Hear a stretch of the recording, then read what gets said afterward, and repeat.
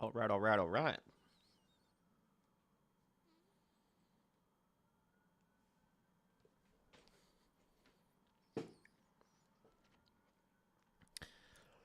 Just no audio yet while we're waiting for the question period to start. Obviously, there's going to be statements first. I'm doing good, Savage. Thank you, thank you. Appreciate you guys coming in, tuning in, watching from wherever you're from.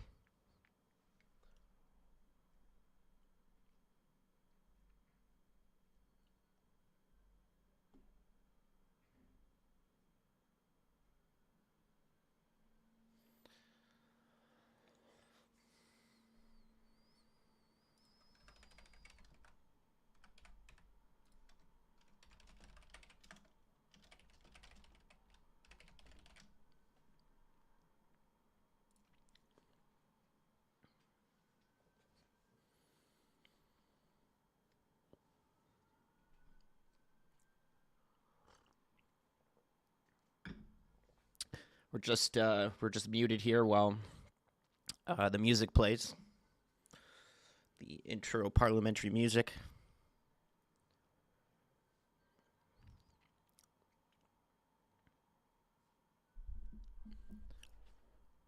We probably got a clip we can watch in the meantime.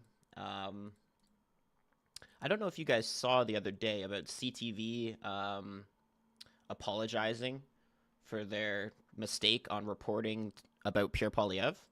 No one to. Let me see if I can grab that right here. We'll watch this for a sec. So this is just yesterday. This is CTV made a false report. They clipped a part of Pierre Poilievre talking to reporters, and they like cut it. They didn't let him say the whole sentence, and then they falsely reported on it. He says he's going back to making music. That was taken out of comment by the official opposition leader, Pierre Poilievre, that was taken out of context. It left viewers with the impression the Conservative non-confidence motion was to defeat the Liberals' dental care program. In fact, the Conservatives have made it clear the motion is based on a long list of issues with the Liberal government, including the carbon tax. A misunderstanding during the editing process resulted in this misrepresentation. We unreservedly apologize to Mr. Poilievre and the Conservative Party of Canada. We regret this report went to air in the manner it did.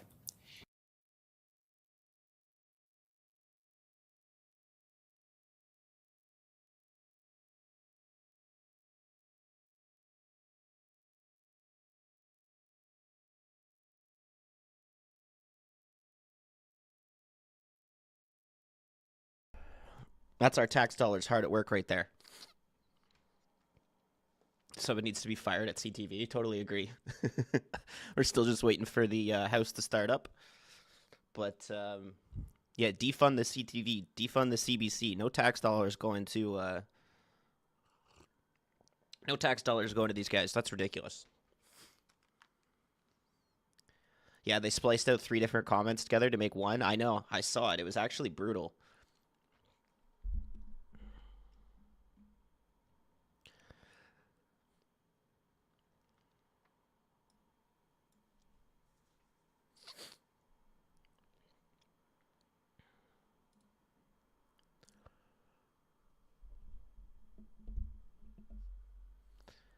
Hey, Gucci, welcome in, guys. Savage Silence, nice to see you guys. Luca, Two Flip, Sandra, everybody that's in here, welcome in. Jonathan, nice to see you. Naudius. Lots of friendly faces in here today. They're still just waiting for the house to start up.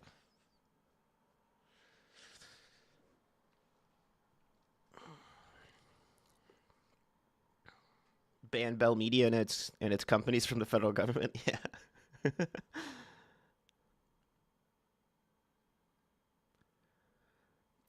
Ben, so we're doing question period for it's about an hour. Before question period, there's usually about 15 minutes worth of statements, which are just kind of backbenchers that do useless statements. I don't really think statement period is useful for anything, to be honest. They should just get right to question period. But then they're going to do some voting on the Conservative motion, which is the the non-confidence motion.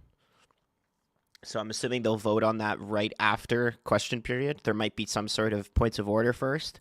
But as soon as they are done with question period, we're going to remain live and we're going to wait to see for the vote. At 4:30 Eastern Standard Time, the other live stream will be on this channel, and we'll be covering one of the committees where MPs Brock and Barrett, or I think Cooper's going to be there instead of Barrett. I'm not 100% sure, but there's going to be some good Conservative MPs roasting the Liberals for the Arrive can, which they still haven't got the money back from. I don't know why all these Canadians were told to pay back CERB, but we can't get money back from Arrive can and all the other scandals that happened during COVID, so it's kind of ridiculous. A mistake, please, that was done intentionally. Totally agree. They knew what they were doing. We probably got another clip we can watch. Let's find the one where like CTV actually pinched that together.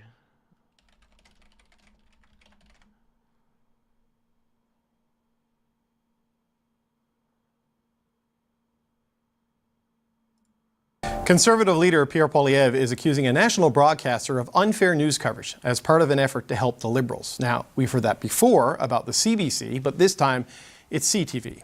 CTV has apologized for taking Poilievre out of context. Now, this happened in a report in which comments that Poilievre made were edited together to create a sentence he did not say, and the out-of-context comments suggested the non-confidence motion that Poilievre tabled in Parliament was all about dental care as opposed to a long list of issues the Conservative pose, including the carbon tax. Now, normally, when a media agency makes a mistake and apologizes, that's the end of it, but not this time. The Conservatives went on social media to accuse CTV News of lying for Trudeau. Poilievre went further to suggest it was a bit of a quid pro quo, that Trudeau protects the company being Bell, against real and complete competition to gain favorable coverage on CTV. And then Okay, here we go. They're just singing the national anthem right now, so let me see if I can try and find that.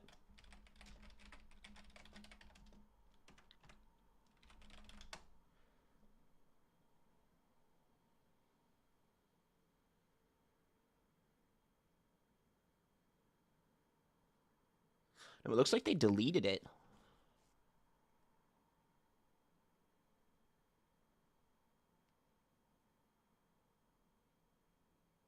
Yeah, they deleted it.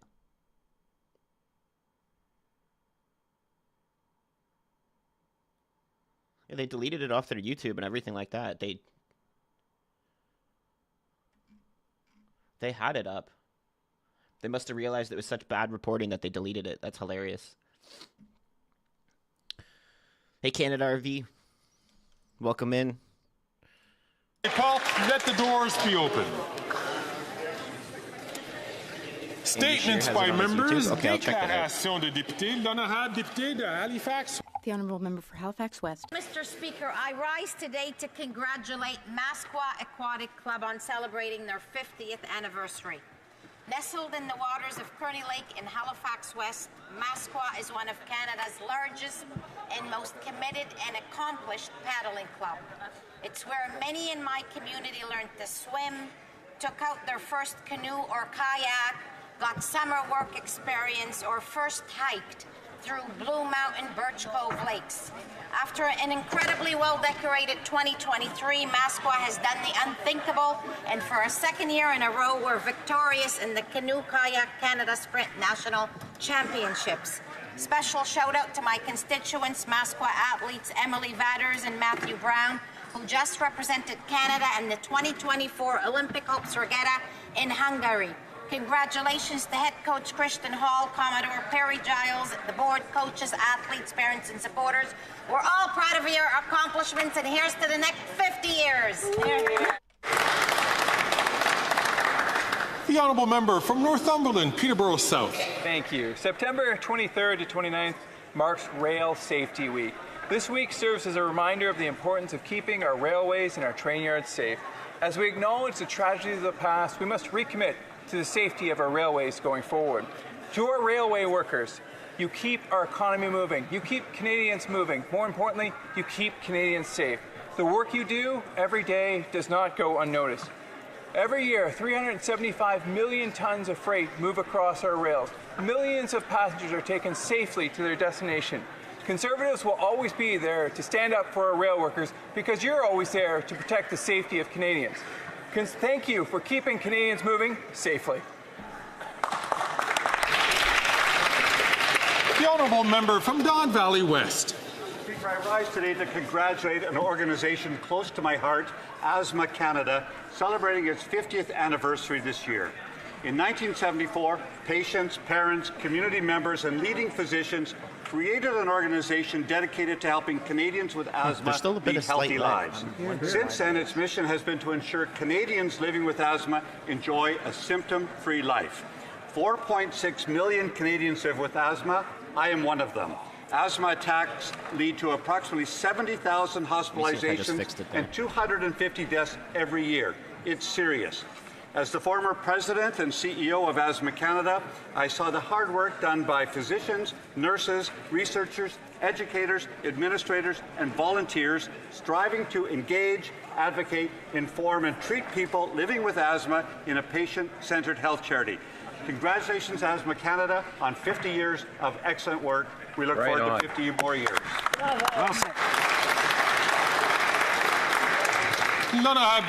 The Honourable Member for Jonquière. This year, the Association of Bookstores of Quebec gave the Award of Excellence to a bookstore in my riding. It's owned by a human reading expert. He can give you recommendations for all types of books, history, sociology. He is a true expert in running a bookshop, and he helps everyone in the Saguenay region. He is brimming with enthusiasm, and if you go to find him, you'll surely find him devouring books. This is the third time that the Librairie Marie-Laura bookstore has won this award. We are not ignorant about literature in my riding. Denis Laferrière said that oxygen is necessary for life, but a good book is oxygen for the soul. Congratulations. The Honourable Member for Saint-Léonard-Saint-Michel. Mr. Speaker, this weekend I had the great pleasure of attending La Festa degli Anziani with a group of Giuseppe Garibaldi Seniors Club. This event to mark National Day of Seniors, which will be celebrated on October 1st, was an opportunity to highlight and be grateful for the contributions of our seniors in our communities. We brought the retirement age back down to 65 years after the Conservatives had increased it to 67 years. We created the Canadian Dental Care Plan, thanks to which thousands of seniors were able to obtain dental care that they needed. We also increased the guaranteed income supplement by 10%. Our government has demonstrated on countless occasions that it is committed towards seniors. The number of seniors living in poverty, that means thousands of lives have been improved by our measures. Seniors are wise and very active in their communities. Seniors deserve our support. They're worth it. Niagara West. Thank you, Mr. Speaker. As always, I want to thank the constituents of my beautiful riding of Niagara West for the honour to be able to choose and represent their voice in Parliament. I'd also like to recognize the parents, teachers and students from Heritage Christian School who are in Ottawa today. And I spoke with many of my constituents over the summer, and the overwhelming message to the Liberal government was call an election. Why? These are some of the issues they brought up. Skyrocketing prices of basic items like food and other groceries. Folks mentioned the price of gas. It keeps going up and up and up. And in my riding, a car is a necessity, not a luxury. They said taxes were making it impossible to pay the bills. The carbon tax, everyone wanted this horrible tax scheme scrapped. People were worried about paying for housing, which has doubled over the last 9 years. They mentioned the rising levels of crime, car thefts, and drug addiction. They want an election where they can choose a strong majority Conservative government that will axe the tax, build the homes, fix the budget, and stop the crime.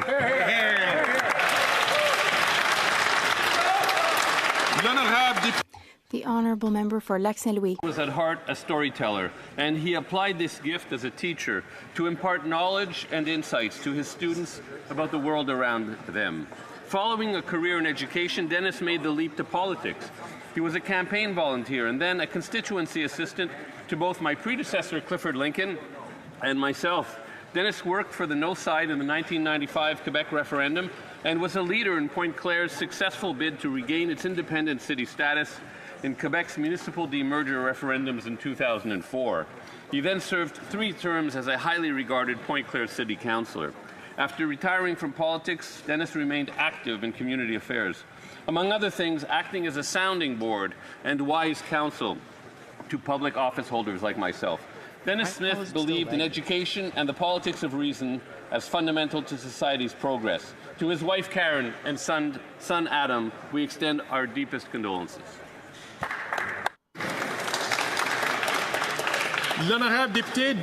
The honourable member for Orleans. Mr. Speaker, today, all Francophones and Francophiles of Ontario and I are celebrating Franco-Ontarian Day. This is a day where we are proud to celebrate our Francophone heritage.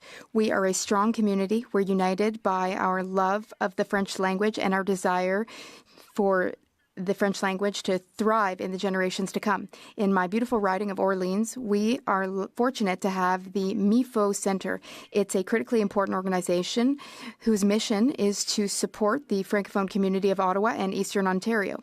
Recently, a federal investment was announced. There will be a new MIFO Centre built, so it will really thrive. I'd also like to pay tribute to an incredible Orleans Francophone, Denis Gagnon. He passed away on September 12th of this year. He was a pillar in our community. He inspired us with his monthly columns in the Orléanais publication. Happy Franco-Ontarian Day. The Honourable Member for Lévis-Lotbinière. Mr. Speaker, Conservatives, like thousands of Canadians and Quebecers, no longer have confidence in this Prime Minister or in this government. The NDP kept this government alive on a respirator for months. Now the Bloc wants to take their place. They are not going to support us on our non-confidence motion. The Bloc Québécois must be totally desperate or not care in the slightest about Quebecers in order to save this Prime Minister who's so centralizing and costly. They're keeping this Prime Minister in power even though he's constantly overstepping and meddling with provincial jurisdiction. The Liberal government is going to threaten 1,400 forestry jobs through its decree. The only party working to save the forestry sector is the Conservative Party. The Bloc Québécois, they're terrible negotiators. They're ready to sell their souls rather than give Quebecers the country that they deserve. Will the Bloc finally vote to axe the tax, build the homes, fix the budget, and stop the crime? The honourable member from Whitby. Mr. Speaker, today I rise to celebrate the important work of Gen Well, a grassroots movement tackling one of today's biggest challenges, which is loneliness. As social beings, we thrive on human connection, but in a world where much of our interaction has moved online, in-person connections are more crucial than ever. Gen Well's efforts highlight the alarming reality, which is 50% of Canadians report feeling lonely. The World Health Organization even recognizes loneliness as a global public health concern with impacts as harmful as smoking.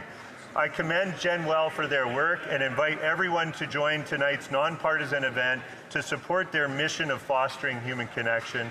I hope to see you all there.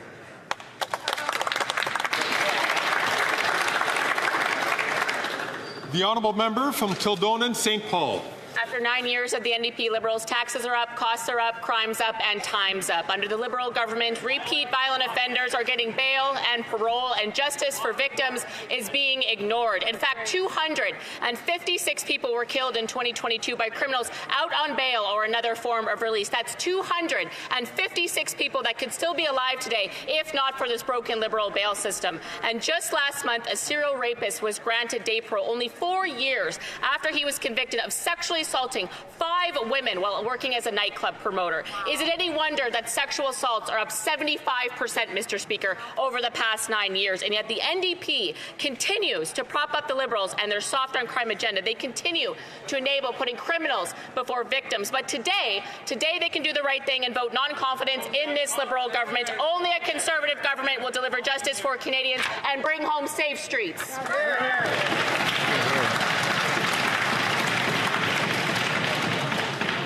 The honourable member from Kamloops, Thompson Caribou. Mr. Speaker, after 9 years of this NDP Liberal government, taxes are up, costs are up, crime is up, and time is up. Canadians want an election to decide the direction of this country and the future of the carbon tax. It seems that the NDP leader's pension is worth more to him than the hundreds of thousands of jobs that will be lost due to the quadrupling of this carbon tax. Even the radical NDP premier from BC has flip-flopped on the carbon tax, but not the leader of the federal NDP. He would rather be frenemies with the Prime Minister. Meanwhile, Canadians line up at food banks. The NDP can pull out of its costly coalition with the Prime Minister and vote in favour of our non-confidence motion. Trigger a carbon tax election. Today, on behalf of all Canadians, there's a chance to bring down this costly government. Will the NDP leader have the guts to give Canadians the elections they deserve? The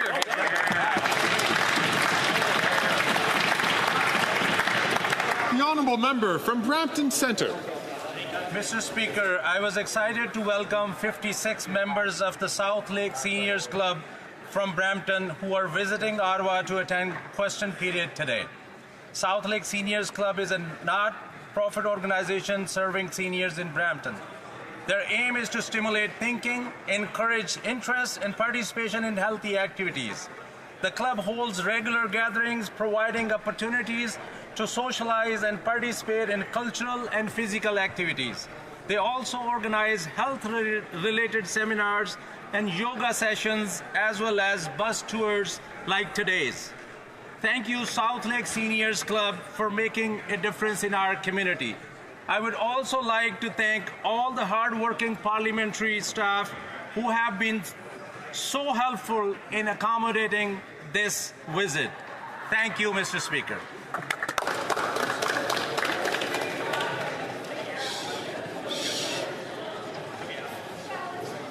The honourable member from Winnipeg Centre. Mr. Speaker, today members of Parliament will vote on Bill C-223 for a guaranteed livable basic income in Canada. While the affordability crisis is hurting all people, those who depend on a deteriorating social safety net are hit the hardest. That includes women and gender-diverse people fleeing violence, stuck in abuse because they lack the financial resources to leave. The reason for Call to Justice 4.5 of the National Inquiry into Murdered and Missing Indigenous Women and Girls to put in place a guaranteed livable basic income, something that every single member of Parliament in this House admitted to or committed to implement. Also, many senior women who do not have pensions because they spent their lives caring for families who live in poverty, while the many people in the disability community are subjected to legislative poverty due to insufficient programs like the Canada Disability Benefit. MPs need to ensure our constituents are provided with a level of financial support to uphold their charter rights. I urge all my colleagues to do so by voting in favour of the bill and stop punching down on people living in poverty. Yeah, cut her off.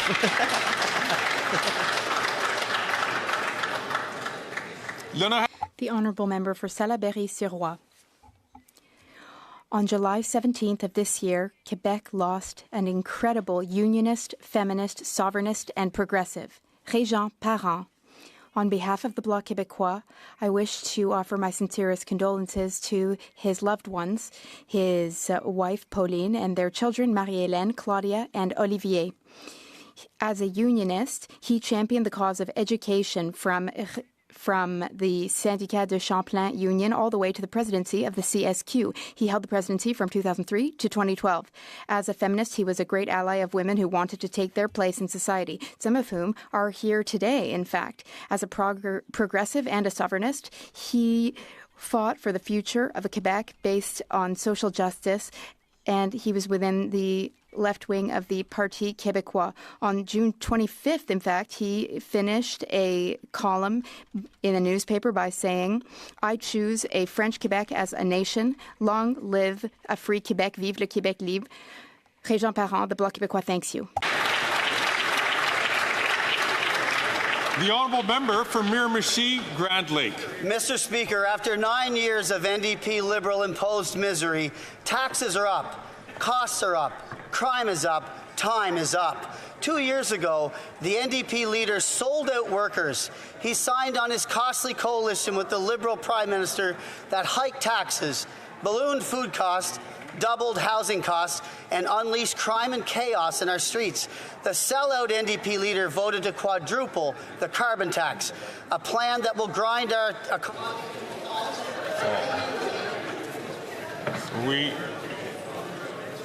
I'm going to invite the honourable member to start his SO31. Again, I know SO31s are important to all members, but I'd like to remind the honourable member to ensure that the language which is used is not directed to a particular member in a way that would not be parliamentary.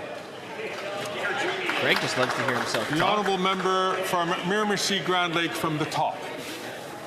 Mr. Speaker, after 9 years of this NDP Liberal-imposed misery, taxes are up, costs are up, crime is up, and time is up. 2 years ago, the NDP leader sold out workers. He signed on to his costly coalition with the Liberal Prime Minister that hiked taxes, ballooned food costs, doubled housing costs, and unleashed crime and chaos right in our streets. The sellout NDP leader voted to quadruple the carbon tax. Come on, Greg. What are you doing, man? All right, Trudeau's in the house, Pierre's in the house. Everybody's in the house today. I'm going to offer the honourable member to continue his statement following. If you could just start a paragraph before, I'll give him 25 seconds to finish his statement. What's with this not being Canadians need able a to say carbon sellout tax thing? election now to decide between this costly NDP Liberal coalition or common sense Conservatives who will axe the tax, build the homes, fix the budget, and stop the crime. It's time for this NDP leader to support our non-confidence motion today or admit that he sold out, thrown in the towel, and caved once again.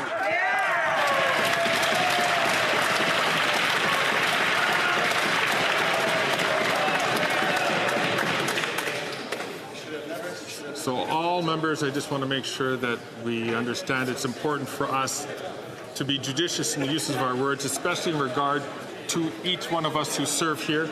It is important that we may have our disagreements, but in regarding a specific person, we need to be very judicious in our comments because we are all colleagues.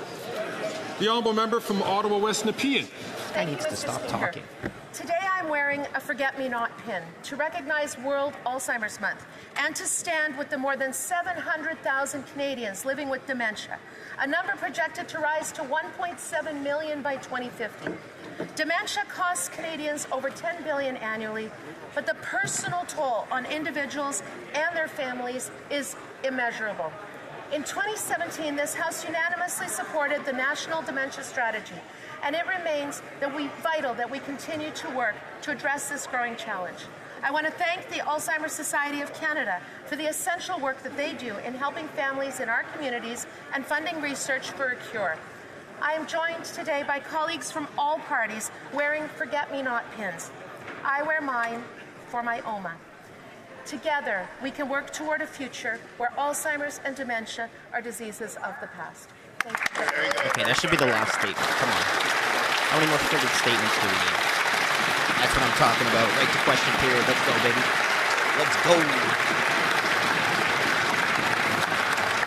Oral questions. Questions The Honourable Leader of the Opposition. The Bloc is voting to keep the Liberal government in power, the most centralizing government in the history of our country. They added 1,000 public servants. They have doubled consulting costs, doubled debt, and the cost of housing. Is it not time to allow Quebecers to vote to cut their taxes, build homes, fix the budget, and stop the crime with a common-sense government? The Right Honourable Prime Minister. Mr. Speaker, the Conservative leader is offering cuts for programs, cuts for services, cuts in the fight against climate change, all the things that concern Quebecers and all Canadians. They have nothing to offer but austerity and performances here at the House of Commons. They're continued to cut programs like dental care, daycare spots, an investment in pharmacare, an investment to grow our economy with green investments. We are going to invest in Canadians and Quebecers, and they're just there to cut. The Honourable Leader of the Opposition. He's going to cut your tax. People who are poor are already seeing austerity because of cuts to their budget.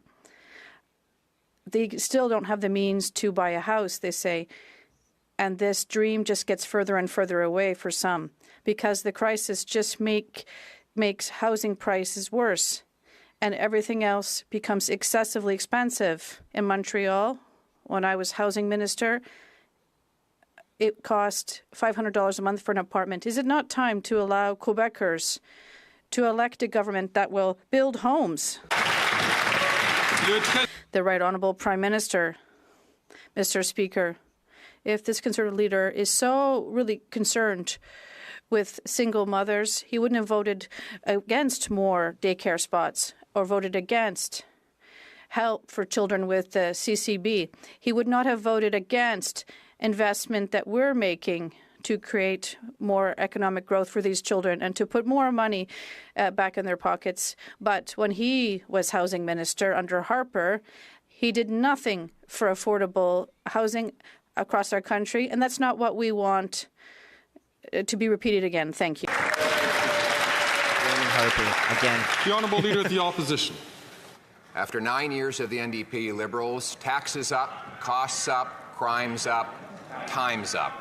Today, we'll vote to trigger a carbon tax election between the costly carbon tax coalition of NDP Liberals who tax your food, punish your work, double your housing costs, and unleash crime and chaos, or common sense Conservatives who will axe the tax, build the homes, fix the budget, and stop the crime. Why can't we bring it home today? The Right Honourable Prime Minister. Mr. Speaker, again, with the clever little performance of slogans he's memorized without any actual solutions for Canadians. He doesn't care about Canadians. He cares about his own political self-interest. If he cared about Canadians, he wouldn't have voted against dental care. He wouldn't have voted against more spaces at $10 a day childcare. He wouldn't have voted against initiatives that are growing the economy, putting more money in people's pockets. He wants a climate change election. Let's have that election in the right time where we're putting... Let's have it now. Let's have it now.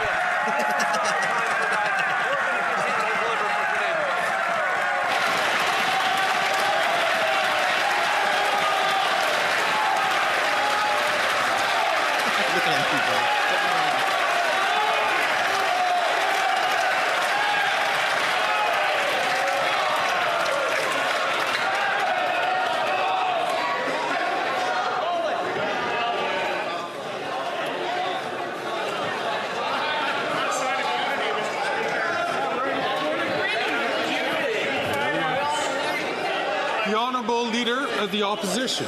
Well, he just said he wants a carbon tax election on his plan to quadruple the tax to 61 cents a litre. If so, will he call it today?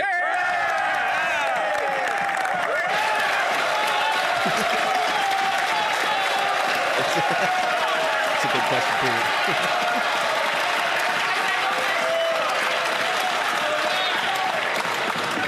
The Right Honourable Prime Minister. Mr. Speaker, I believe this on today we will see that this House does not have confidence in the leader of the Conservative Party.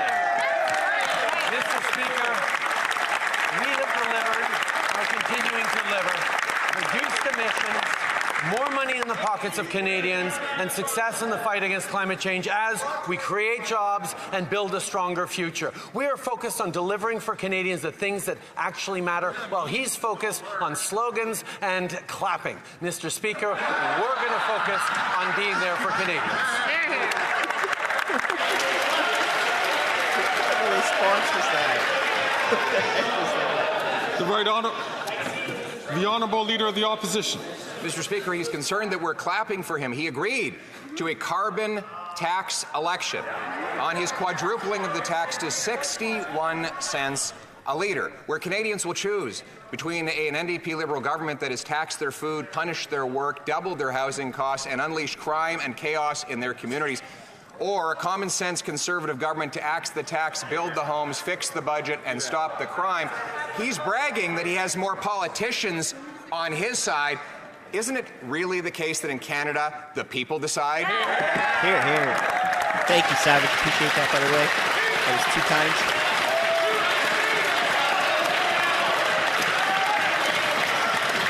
The Right Honourable Prime Minister. Speaker, with the Canada carbon rebate, the price on pollution puts more money in the pockets of 8 out of 10 Canadians right across the country.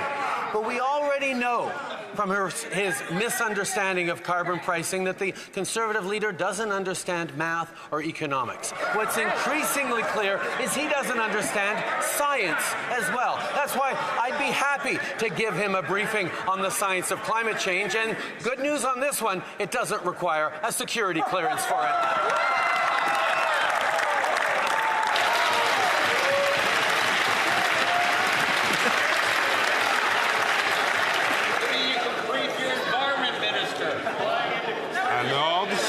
Order, please. The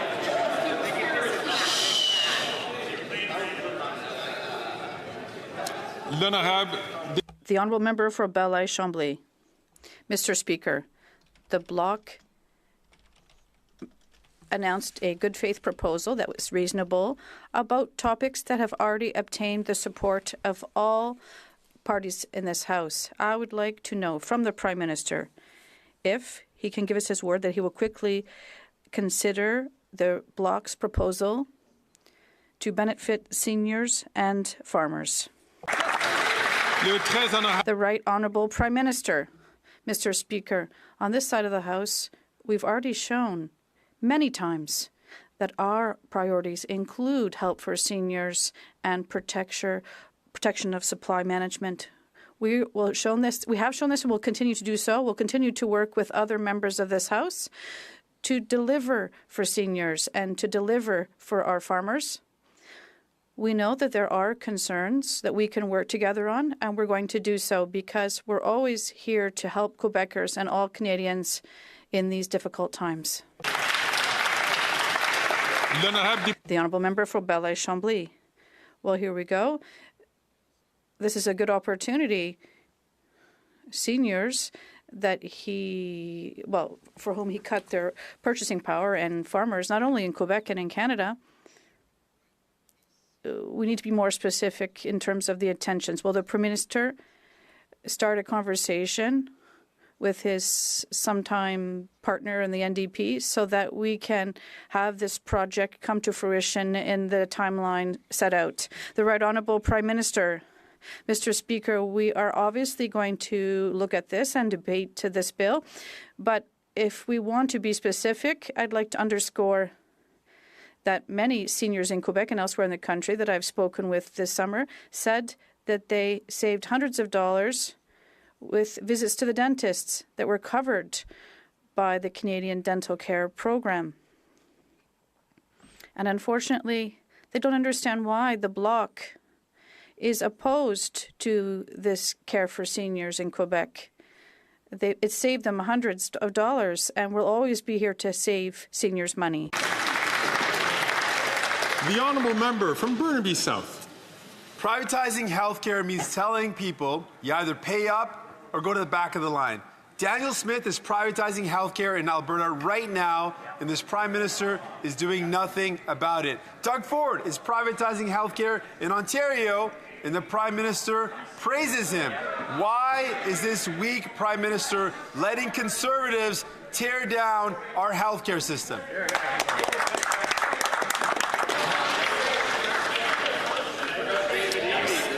I see that the Prime Minister is rising on his feet. The Right Honourable Prime Minister. Speaker, on this side of the House, we have always defended universal health care, and we will continue to do. But the member opposite has a point. In those provinces, the NDP was unable to stop Conservatives from getting elected and weakening universal health care in all those places. That is why we are going to continue to stand up for universal health care, to stand up for progressive values, and indeed, to stand up to Conservatives.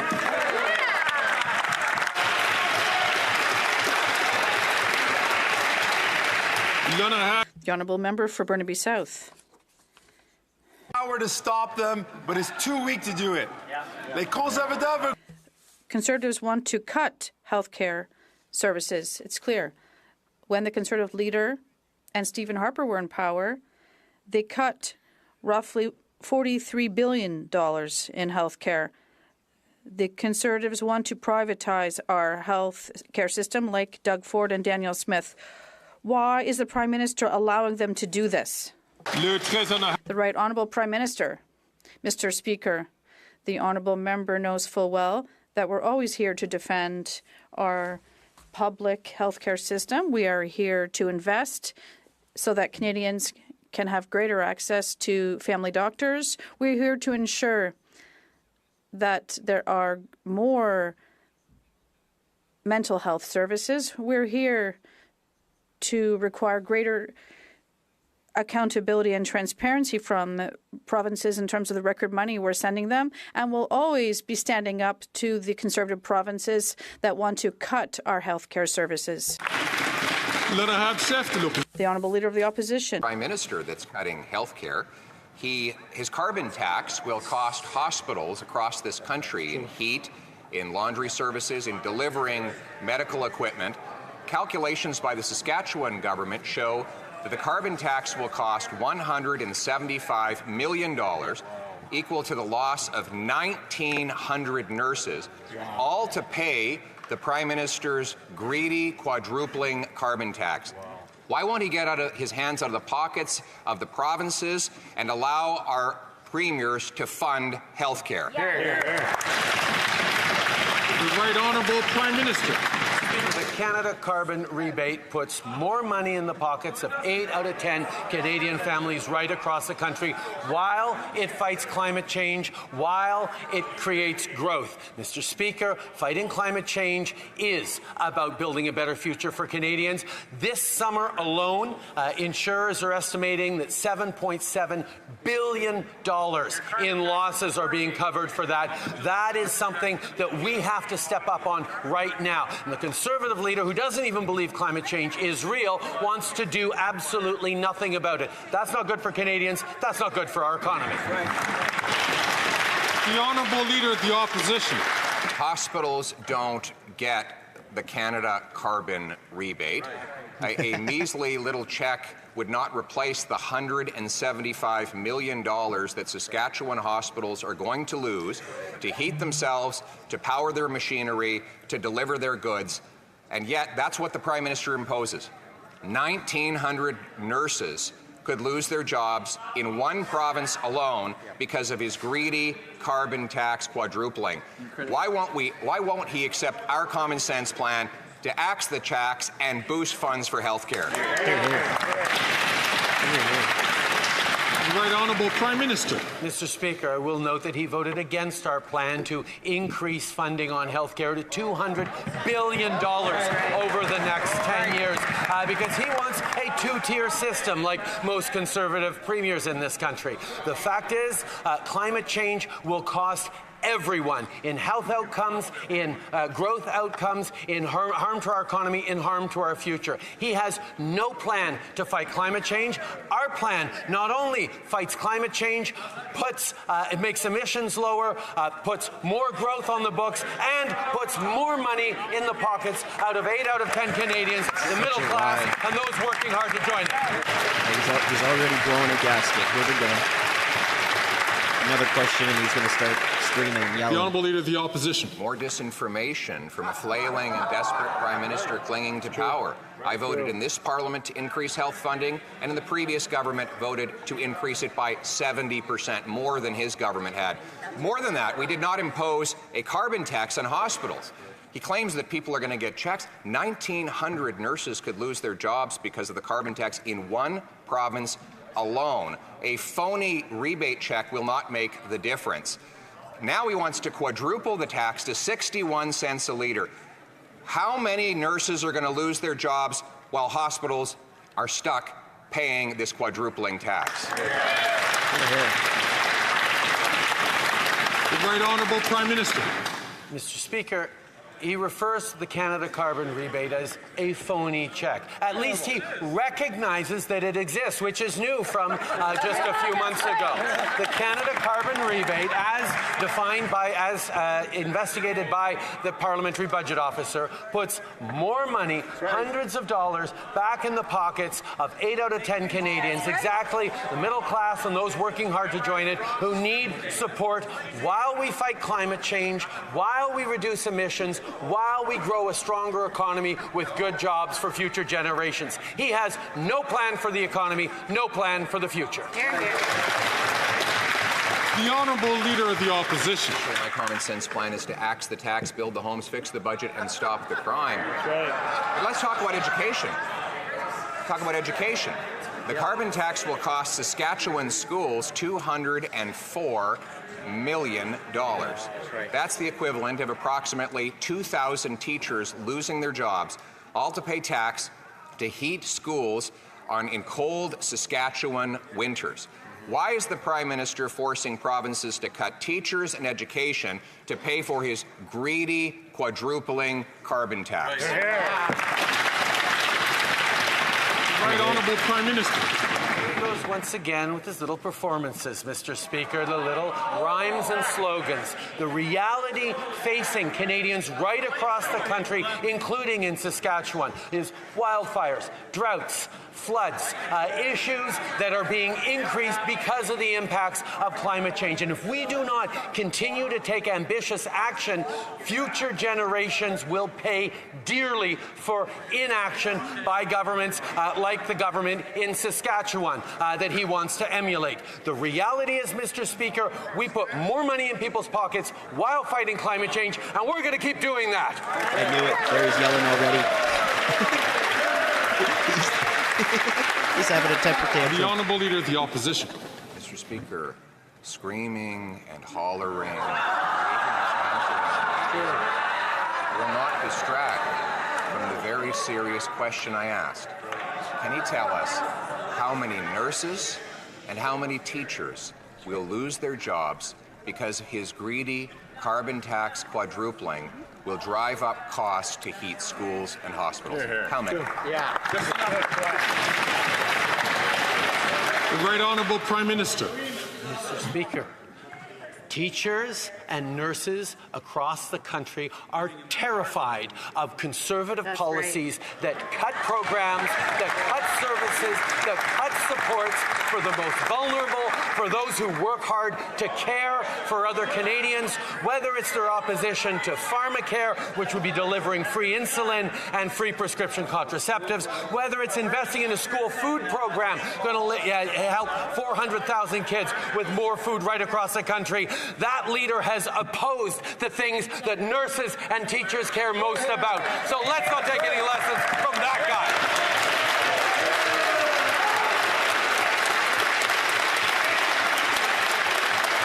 The Honourable Leader of the Opposition. He goes from screaming and waving his arms around erratically when I mention the carbon tax to bragging about a program that doesn't even exist. His multi-million-dollar school food program hasn't served a single ham sandwich, a single little bowl of Kraft dinner, not one meal to one child. It exists to feed bureaucracy in Ottawa, not kids in schools. So once again, put aside the grand dramatic performances and answer the question: how many doctors, nurses, and teachers will lose their jobs because of the quadrupling carbon tax? Right Honourable Prime Minister. Speaker, I think it'd be instructive to look at how many doctors and teachers have lost their jobs because of Conservative governments over the past number of decades, and that's exactly what this leader is proposing once again. I will tell you, Mr. Speaker, because I once had a job as a teacher, and I was proud of serving kids every day. I haven't just been in this House for 20 years like the Leader of the Opposition. I used to be a drama teacher.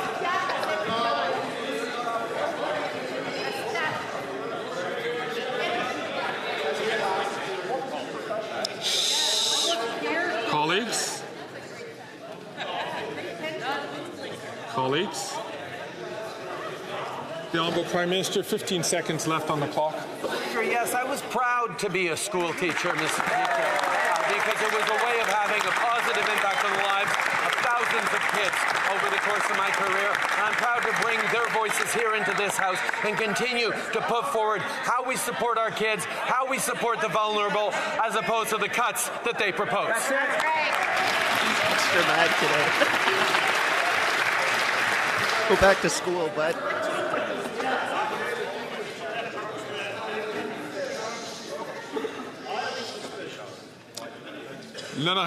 The Honourable Member for Belleuil-Chambly.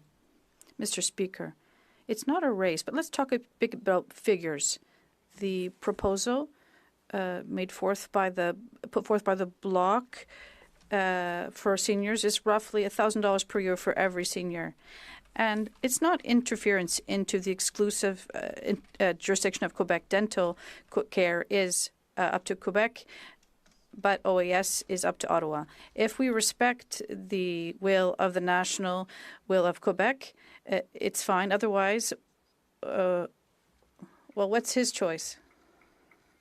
The Right Honourable Prime Minister, Mr. Speaker, over the past few years, we've invested enormously to help seniors, and we're going to continue to look at ways of helping them. I think we can all agree that vulnerable people, we have to help even more, and that's what we're delivering, a dental care program. But like I said to my colleagues and provincial partners, if those who want to deliver the same program for the same costs, we're very happy to talk to them about it. But for the time being, we are here to deliver for vulnerable people and seniors. Several thousand people across the country have dental care through our program. The Honourable Member, drama teacher, a journalist, and we can a do orange both, right? jumpsuit walk into Parliament. These two bills we're talking about, tabled by the Bloc, are in advanced stages. They have been supported at various stages by all parties in this House. It's the necessary time was given to the government, and it should, even in theory, also garner the support of the NDP. Does he realize that he needs to deliver for seniors sooner rather than later? The Right Honourable Prime Minister, like I said, Mr. Speaker, we are here to deliver for seniors, and we did so and will continue to do so. In terms of the farmers, I made a promise, Mr. Speaker, that no new negotiations for free trade agreements would hamper them or remove anything from the supply management sector. We are here to protect our farmers. This is a strong commitment I made, and we are going to always respect that. We're going to continue to work together to protect farmers, to protect supply management, and yes, to help our seniors. The Honourable Leader of the Opposition. 2015. New York Times. Headline. Life in Canada, home of the world's most affluent middle class. How things have changed after 9 years of NDP Liberals. The economy today, per capita, is actually smaller than it was 10 years ago. Per capita income has dropped more in Canada than any other G7 country since the year before COVID. The gap between U.S. GDP per capita and Canadian is now 50%, the biggest gap in 100 years. Will the Prime Minister recognize that taxing, punishing, and attacking our businesses is losing us jobs? The Right Honourable Prime Minister. What the Leader of the Opposition refuses to accept is that cuts to services and programs that Canadians are relying on is not going to grow the economy, is not going to help anyone through. We have the strongest balance sheet in the G7 right now, the lowest deficit, the lowest debt to GDP ratio. Companies from around the world are investing in Canada because they believe in Canadians. We are wanting to set that strong fiscal position in service of Canadians who are hurting right now. We want to invest more in dental, more in supports, more in growth and jobs, and he wants to cut at this particular time. The Honourable Leader of the Opposition. Mr. Speaker, after 9 years of this NDP Liberal Prime Minister, Canada has the worst mortgage debt, has had the worst housing inflation in the G7, and now has the worst GDP per capita change since the Great Depression, and the worst by far in the G7. Those are the devastating statistics that result in very real human costs. That's the reason we have 1,400 homeless encampments in one province alone and 2 million people lined up at food banks. Won't he realize that doubling housing costs and taxing people's food has very real human costs? The Right Honourable Prime Minister.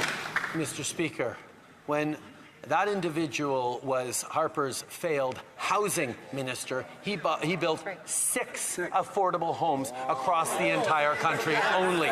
He did not help with the investments that Canadians needed. And his so-called housing plan that he talks about now, which is, again, more performance than substance, lots of slogans, no actual solutions, is not going to deliver for Canadians either. We're doing what he didn't do, which is work with housing advocates, work with municipalities, work with provinces, and deliver the homes Canadians need. The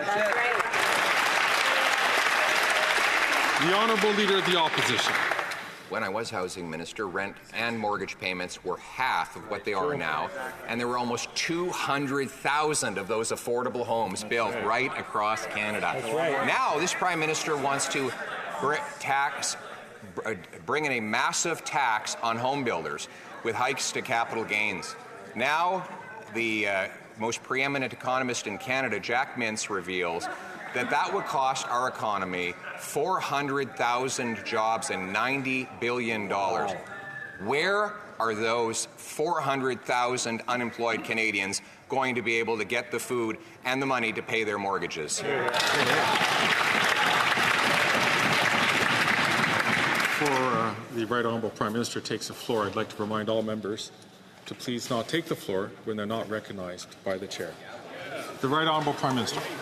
Mr. Speaker, the Leader of the Opposition is instrumentalizing Canadians who are suffering right now to try and score cheap political points. What he is not offering is any sort of solution for Canadians. We put forward the most ambitious housing plan in decades because we know that working with municipalities, working with provinces, working with nonprofit agencies and charitable foundations is a way of delivering homes. I was just in Vancouver speaking to a young student who got into an apartment because of partnerships that this government set up. These are things that make a real difference in people's lives, but he doesn't care. The Honourable Leader of the Opposition. Well, I will comment on one spectacular social housing project of his, and that is the brand new lavish apartment that he bought his friend, the new Consul General to New York. $9 million for his friend Tom Clark to have stunning powder room finished in jewel onyx, crystallo gold quartzite countertops, a handcrafted copper soaking tub, custom bronze bathroom fixtures, $5,000 coffee machine. Did the Prime Minister go and inspect this palace in the sky on his recent trip to New York? The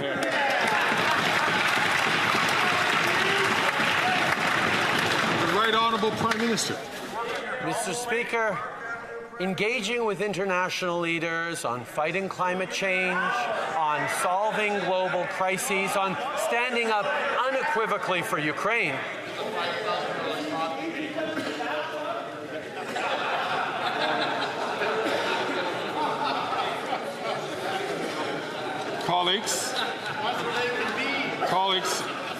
just as I said before, just as I said earlier, I would ask all members to please not take the floor unless they're recognized by the Speaker so that we can hear the questions and we can hear the answers. The Right Honourable Prime Minister from the top, please. Mr. Speaker, don't worry. On this side of the House, we're used to casual homophobic comments from the other side of the House. Mr. Speaker, well, what make is him it retract that. about Come on, make him retract that. Come on, that's not parliamentary. Greg, you've been going on this whole time about parliamentary language. Make him withdraw. And everyone's clapping for that. Make him withdraw that.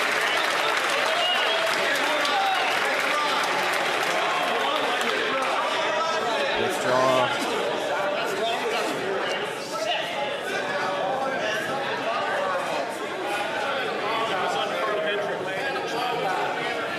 Come on, Greg.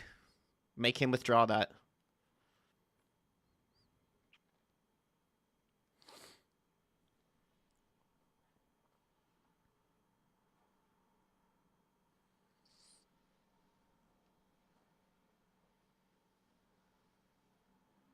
Make him withdraw that. Come on. Why do you even have to debate that? You have no problem quickly telling Pierre and the Conservatives to withdraw their language when they say sell out sing. If we can't say sell out sing, he can't call someone a homophobe. Come on, man. What kind of crap is this?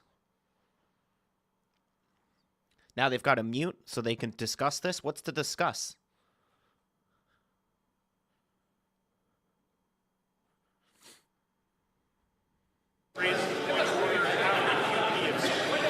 Make him withdraw. Come on, Greg. Get to it.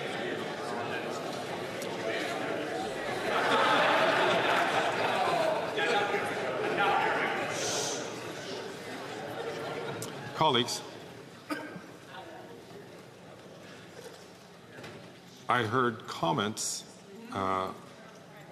that because it was not on microphone, I chose not to get up. I would ask, nonetheless, that we all treat each other with the presumption of honor and respect. And I'll ask the Prime Minister to please withdraw that comment and to start his comment again under the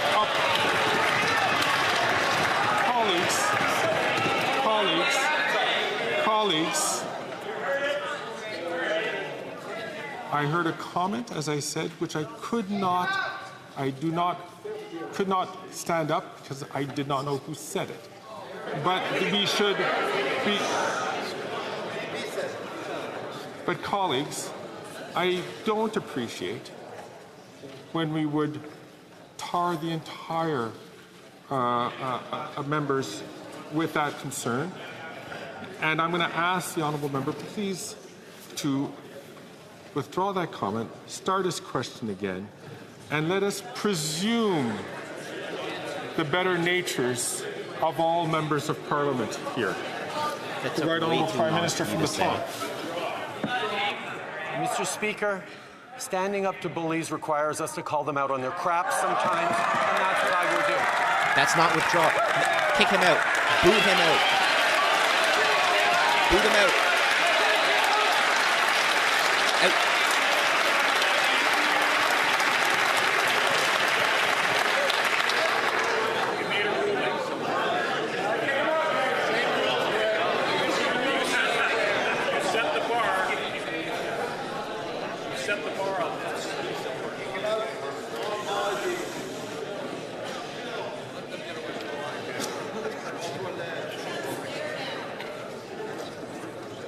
I'll invite the Prime Minister once again to rise on his feet.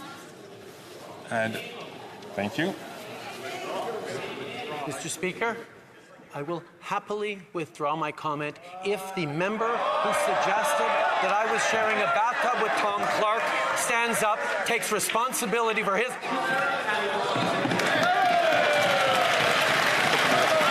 There's no ifs, it's just you have to withdraw. There's no if, this, or that. Kick him out. If Pierre did the same thing, which he did before, you kicked him out. You need to kick out Trudeau. Come on, Greg.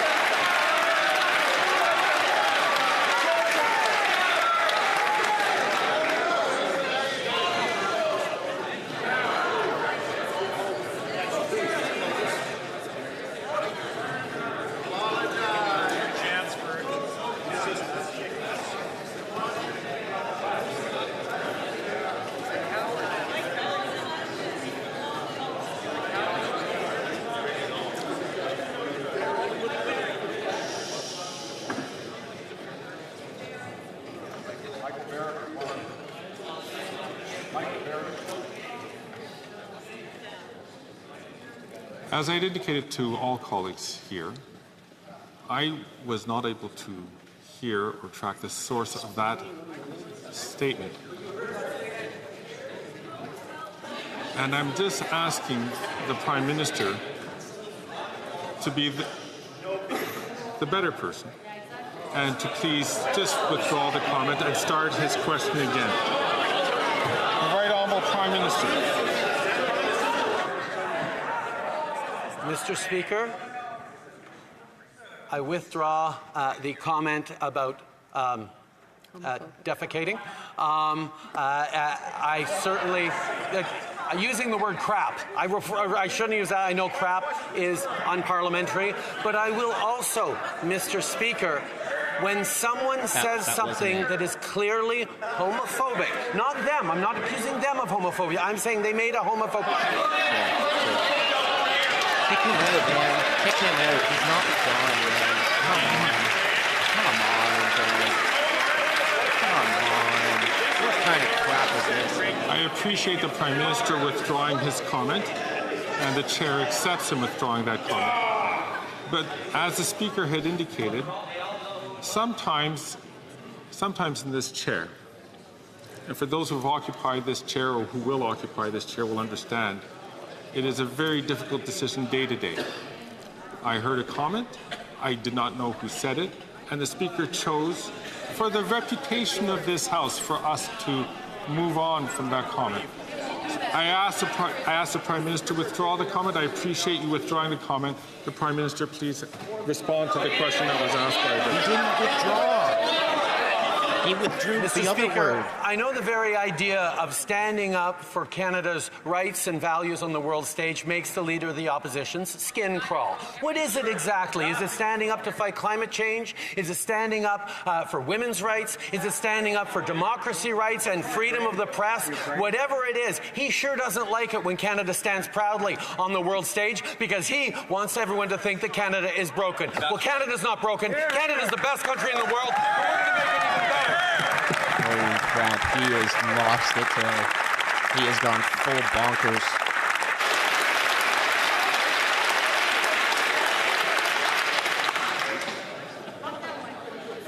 The Honourable Member from Nunavut. Nunavut are prevented from thriving by the lack of doctors and access to health care. The Conservative leader will want to cut health care, but they will have nothing to cut as the Liberals haven't invested enough in Nunavut. The Prime Minister failed on his promises to deliver the health care people need. When will the Prime Minister invest in the health care Nunavut need so they can thrive? The Right Honourable Prime Minister. We signed a historic health agreement with the Premier of Nunavut. We will continue to be there as they deliver health care across the territory. We know how important it is to continue to invest in health care for the North. We know how important it is to continue to defend public health care in this country. We will continue to do that, even though, as the member opposite rightly points out, Conservatives want to cut public health care. They want to kill public health care. The Honourable Member from London Fanshawe.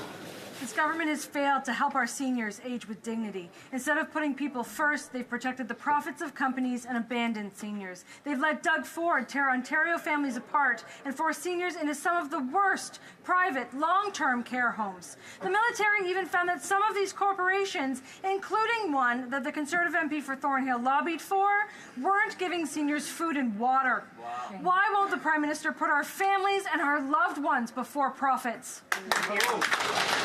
The Right Honourable Prime Minister.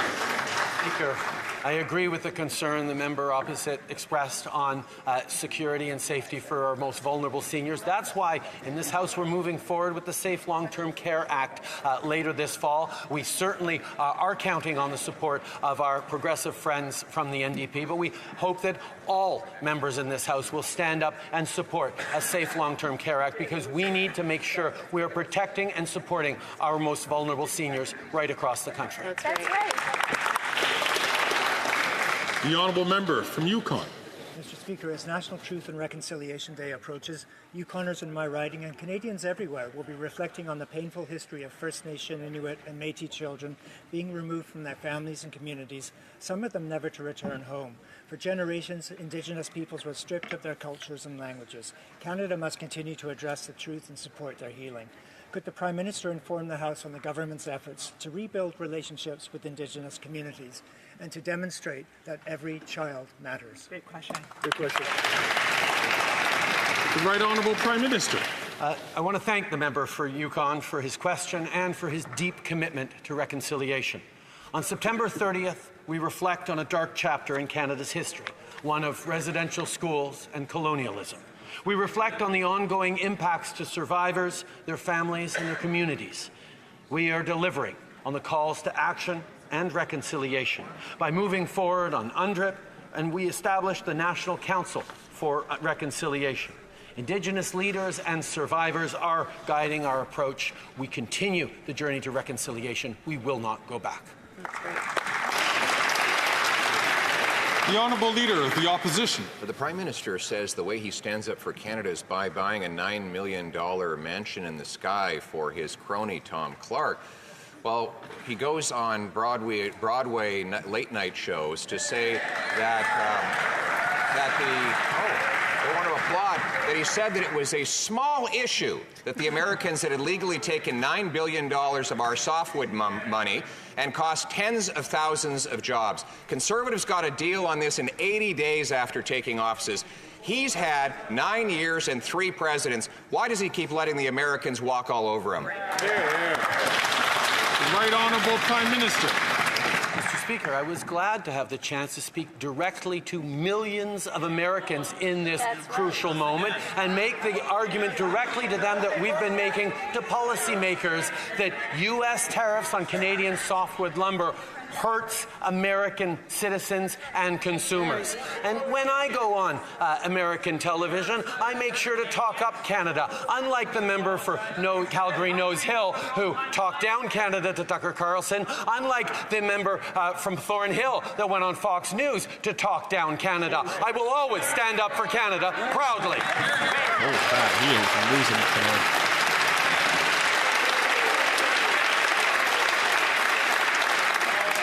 The Honourable Leader of the Opposition. Only he didn't stand up.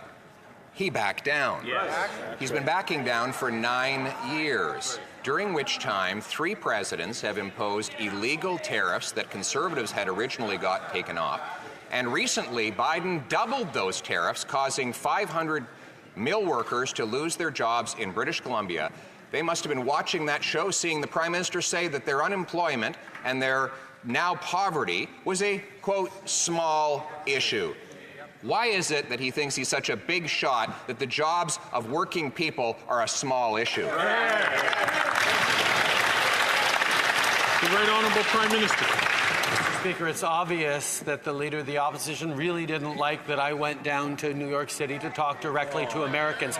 Perhaps he would have been happier if I accepted an all-expenses-paid trip perhaps down to Florida to appear at an anti-abortion church. I know he would have been all right with that, because that's what he allows of his own members. You accept all expenses-paid trips all the time. Is he on today, man? The Honourable Leader of the Opposition. Falsehoods will not change the reality. His record is this. Common sense Conservatives got a softwood deal that reimbursed $4 billion of tariffs the Americans had collected within 80 days of taking office last time. Those tariffs were slapped back on under this Prime Minister, and he's capitulated ever since. Oh. Not collecting $1 of the tariffs back. In fact, President Biden has now doubled those tariffs. He capitulated on Buy America, capitulated on softwood, capitulated on the Keystone Pipeline. When can we have a government that stops capitulating and starts standing up for Canada?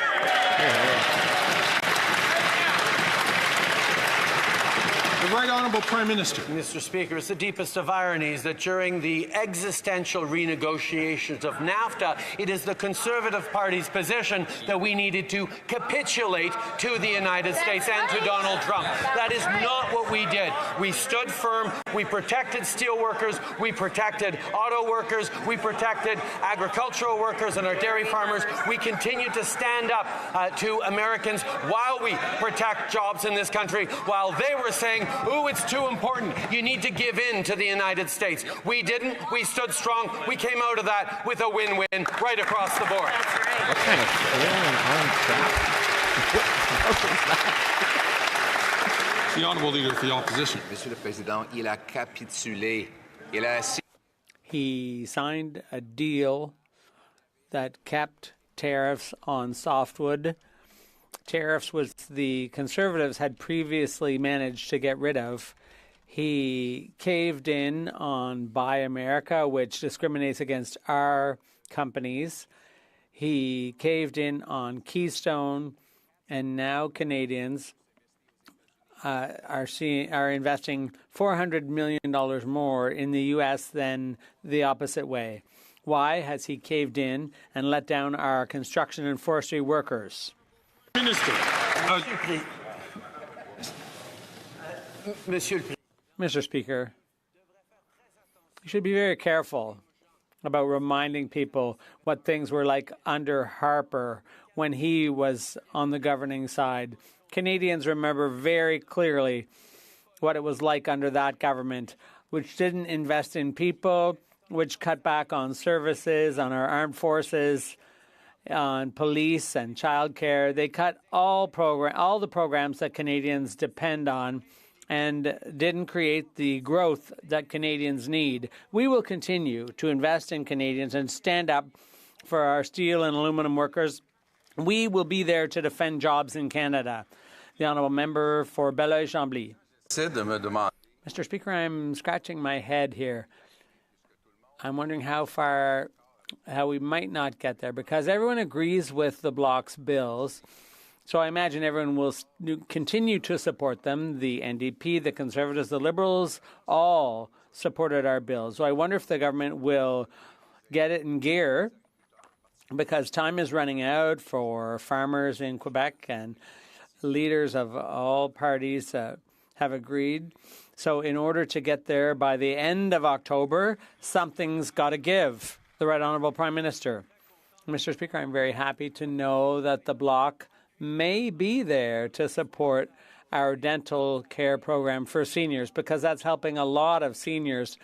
We're talking about millions of Canadians, including Quebecers, who've had access to dental services when the Bloc was against the program, but we managed to get it delivered all the same for thousands of people, and we will be there. We will still be there to help seniors with dental care and to invest in their future with housing, and we will be there to deliver the necessary services. The Honourable Member for Belleuil-Chambly. With that kind of logic, that's how the Liberal government has got to the edge of the precipice. So they should perhaps change their approach a little bit, maybe a little less sparring and a bit more substance. So he says he agrees with being there for seniors and protecting supply management. Everyone agrees. There's been unanimous support. So we need those two bills to get through. Are we going to move forward on this, yes or no? The Right Honourable Prime Minister. Mr. Speaker, the direction of this government has always been to move forward, moving forward on investments for our seniors, investments for jobs, for the next generations, moving forward on the fight against climate change and economic growth at the same time. We will be there to work constructively with everyone who wants to deliver the goods for Canadians here in this place. And I'm glad that we're going to continue our constructive and productive conversations with the Bloc Québécois. The Honourable Leader of the Opposition. He proposes to quadruple the carbon tax to 61 cents a litre on seniors, small businesses and single moms. The Prime Minister spent his summer in a frenzy of high carbon, high taxing, high flying hypocrisy. Newly released data show that he went 92,000 kilometers. In flights on average every 2 days, he went 300,000 liters of jet fuel. Why is it that he punishes working class Canadians with his quadrupling carbon tax when he flies around burning more and more jet fuel? The Right Honourable Prime Minister. Mr. Speaker, perhaps if the Leader of the Opposition had actually met with Canadians or talked with media or been out there across the country over the course of the summer, he would have heard the fact that Canadians need support from government programs and services. Canadians want to see $10 a day childcare. Canadians want to see support on dental care. Canadians want to see a national school food program. These are all things that he wants to cut because that's all he's offering Canadians. That shows me he wasn't listening to Canadians he was talking to. He was just making sure he could use them to advance his own political aims. We're offering salute. The Honourable Leader of the Opposition. So there you have it. He was charging Canadians for his 92,000 kilometers of flights so that he could go around repeating the promises that he's broken nationwide while taxing them. And his plan is to hike that tax to 61 cents a litre. Mr. Speaker, he emitted more carbon than 114 Canadians combined this summer. Why does the Prime Minister drive people into poverty, children into hunger, with promises he breaks and hypocrisy that he cannot reconcile? The Right Honourable Prime Minister. Well, now Canadians know, Mr. Speaker, in the unfortunate event that that guy ever ends up Prime Minister, he's going to stay at home in his basement on YouTube the whole time instead of meeting with Canadians. Yeah, that's right. What's he got against YouTube? The Honourable Leader of the Honourable Leader of the Opposition. Mr. Speaker, we can resolve that question right now with a carbon tax election.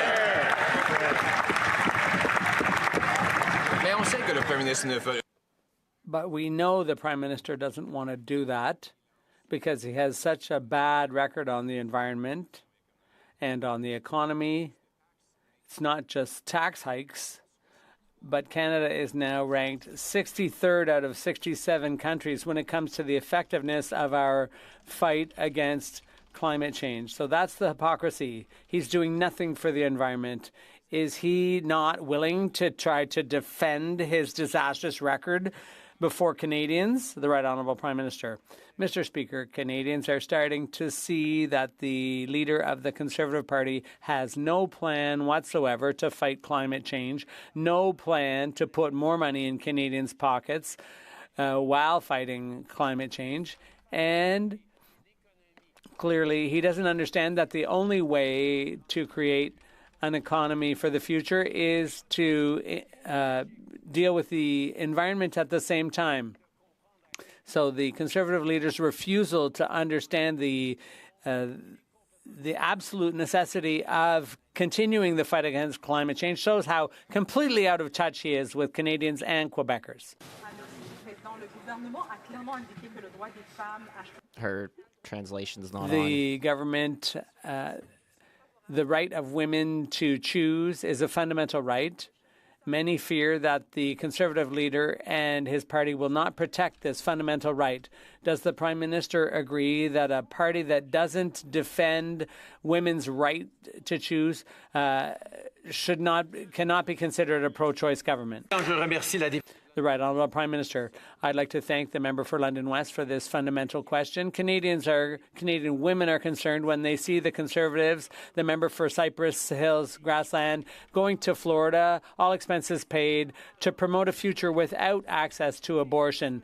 They are concerned when they see the member for Yorkton Melville, the Conservative member, proposing that not just once, twice, but 3 times proposing limits on access to abortion when the leader votes the other way. The Conservative leader may appear to be many things, but he certainly cannot pretend to be pro-choice. The Honourable Leader of the Opposition. Well, we've already said that we wouldn't change the law on abortion, and what he's saying is completely false. We will protect women. We will protect women with legislation against violence that has shot up by 53% after 9 years of this Prime Minister because of his policies that releases the most violent reoffenders. Now, will the Prime Minister allow Quebecers to vote to stop crime by putting true criminals behind bars and by making our border safer? The Right Honourable Prime Minister. Mr. Speaker, women in Canada know full well that to be pro-choice means standing up against all those who seek to limit women's rights, who seek to take rights away from women, as we've seen in the U.S. And what we see from this Conservative leader over and over again is that he is incapable of standing up to members of his own caucus who would like to limit access to abortion, and who even vote in favor of measures. He even votes in favor of those members. It's shameful, Mr. Speaker. The Honourable Leader of the Opposition. Completely false, and I could use another word outside of the House to describe stating a falsehood knowingly, but we'll save that for when we are outside the House. Mr. Speaker, the reality is that after 9 years of this Prime Minister's policies, gun crime is up 120%, as he's put all the resources into targeting lawful, law-abiding, trained and tested duck hunters and blown $67 million without recovering a single solitary gun that he promised 4 years ago to ban. Why wouldn't we let Canadians vote to stop the crime and put the real gun criminals in jail? The Right Honourable Prime Minister. Every time the Leader of the Opposition stands up to rhyme off his little show, all his MPs... And ask the Right Honourable Prime Minister to start from the top, please. Mr. Speaker, every time the Leader of the Opposition gets up on his feet to rhyme off his little show, his party members applaud enthusiastically. But the 2 times he just stood up to suggest that he is perhaps pro-choice, silence from his team, Mr. Speaker. He cannot protect women's rights from the members of his own caucus, Mr. Speaker. That's not standing up for women. That's not protecting the future. That's not freedom in this country. Holy crap, he's blowing a gasket today. He's just losing it. What the hell is with this guy, man? It's just...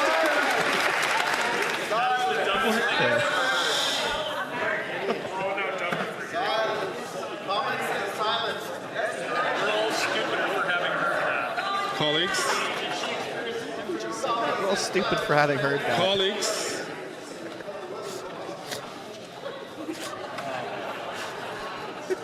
The Honourable Leader of the Opposition.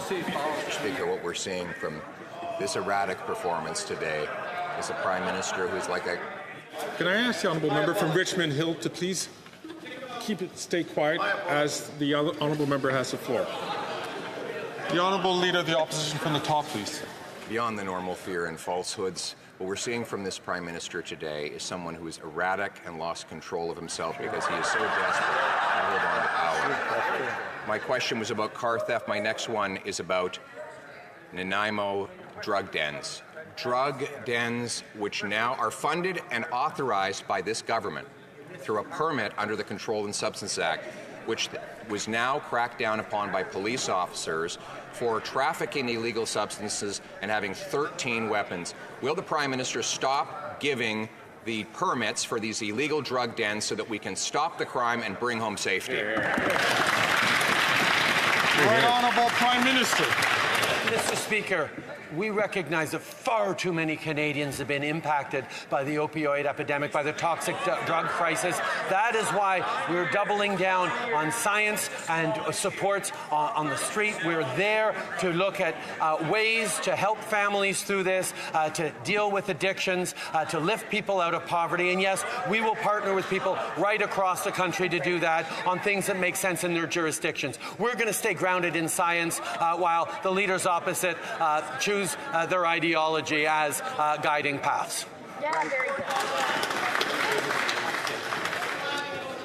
The honourable member from Steveston, Richmond. Richmond East. Throughout the summer, I met with my constituents and listened to what's on their minds. They want rapid construction of new housing options. They want their kids to have the best possible start in life with $10 a day childcare and nutritious food in the schools. They want to build an economy that works for everyone. They know that in order to do this, we need to make our tax system fairer. Mr. Speaker, could the Prime Minister please update this House on the government's plan to create fairness for every generation? The Right Honourable Prime Minister. Mr. Speaker, I want to thank the member for Steveston, Richmond East for his question and his hard work. This is about fairness for every generation by building more homes, making life more affordable, and creating more good-paying jobs. And today, the House will vote on our plan to make the tax system fairer. We know that fairness is the last thing the Conservative leader and his party care about, and that his agenda is filled with cuts to housing, health care, and freedoms. Well, on this side, we stand with Canadians. The honourable member from Edmonton, Griesbach. Thank you very much, Mr. Speaker. Israel's horrifying and indiscriminate bombings of Lebanon continue, and Canada is nowhere to be found. Hundreds of civilians have been killed, including 2 Canadians and dozens of children. There are tens of thousands of Canadians in Lebanon. Our constituents are terrified of what will come next. Canada must immediately call for de-escalation, take real action to create peace and safety for everyone in the region. When will the Prime Minister act to save Canadians in Lebanon and their families? The heck? The Right Honourable Prime Minister. You think they're going to be like, oh, Trudeau called Over the me. past Okay, days, we'll I've stop. spoken with Lebanese Canadians who are deeply worried for their families, and our hearts go out to the loved ones of the 2 Canadians killed. We need to see de-escalation right now from both Israel and Hezbollah. I spoke with leaders this week, including the King of Jordan and the UN Secretary General, along with G7 allies, on the need for urgent de-escalation. Civilians need to be protected. This violence needs to stop, and we need to move on a path towards regional stability and peace. The honourable member from Saanich Gulf Islands. Thank you, Mr. Speaker. And on the same point, it's clear that world leaders have been calling out for the last year since the horrific attacks of October 7th for restraint and to control the conflict so it doesn't spread as it just is spreading into Lebanon. And we know who the enemy of peace is. Unfortunately, he has a name. He's Prime Minister Benjamin Netanyahu. And he has put his political career and his... What the heck is Elizabeth May screaming for? Why does the Green Party even get to speak? They have 2 seats in the House of Commons. Why are they even getting a chance to talk? I'll ask you to please only... I'll ask you only to take the floor when you're recognized by the chair. The honourable member from Saanich Gulf Islands. One moment, please. Why do we have to consult about that? What are we consulting? We gotta mute everybody and consult for this? Come on, there's only like a few minutes of question period left. Also, guys, right after question period, I've checked on the House. The honourable member they're from going to be voting on the non-confidence conclude motion. her question. She has 10 seconds on the clock. Mr. Speaker, is that we are allies of Israel, but Israel's Prime Minister is unpopular. He's put his personal ego and political career ahead of rescuing Israeli hostages, and he seems to care nothing about innocent civilians, whether in Gaza. She's still screaming. The Right Honourable Prime Minister. What the heck is with her, man? She's worse than Trudeau with the yelling. The violence in the Middle East needs to stop. We need to see hostages released. We need to see Hamas lay down its arms. We need a ceasefire. We need to get back on a path towards a two-state solution where you have a peaceful, secure, democratic Israel alongside a peaceful, secure, democratic Palestinian state. That is Canada's position. That is what we're working with friends and allies and partners in the region are. That's what we will continue to work on every single day to bring peace and stability to that region. Okay, so here goes the end of question period. And so comes to an end of question period. Now let's get to a vote on the non-confidence motions. The honourable member from Edmonton Griesbach is rising on a point of order. Thank you very much, Mr. Speaker. During question period, we clearly heard a very derogatory, homophobic, and cowardly comment coming from the Conservative benches directed at the Prime Minister. Clearly, Conservative MPs heard it because many of them started to laugh. I have listened to the feed on Parleview, and we can hear the remark. Yes. I urge you, Mr. Speaker, to review the tapes and come back with a ruling. Thank you very much. What? What about Trudeau? Trudeau was allowed to say homophobic, called Pierre Poilievre a homophobe, and that comment's not talked about at all?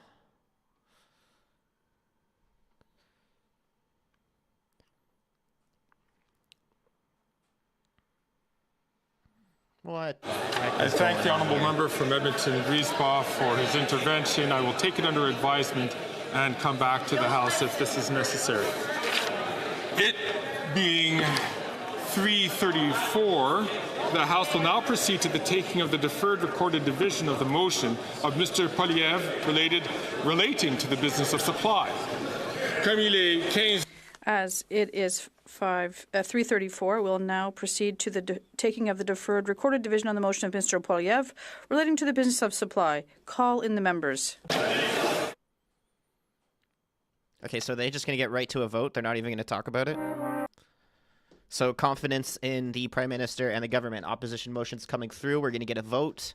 Man, I would really love to see this go through. So they're doing the votes right now. It takes about 15 minutes. You can see the timer there. On the screen, they're going to show up who votes yes and who votes no. So we'll get to see. Man, I'd really, really like to see this vote go through and have an election this year. Unfortunately, we know exactly how the Bloc's going to vote and how the NDP is going to vote, which is so unfortunate, man. It's so unfortunate.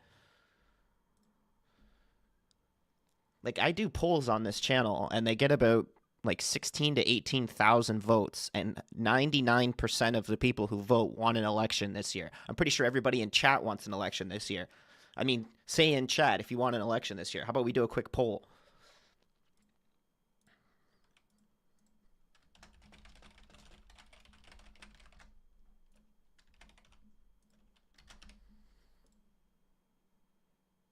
Holy crap, we got 2,200 people in the chat, guys. While you're here, hit that like button. And thanks, everybody, for tuning in. This is probably the biggest live stream I've had ever.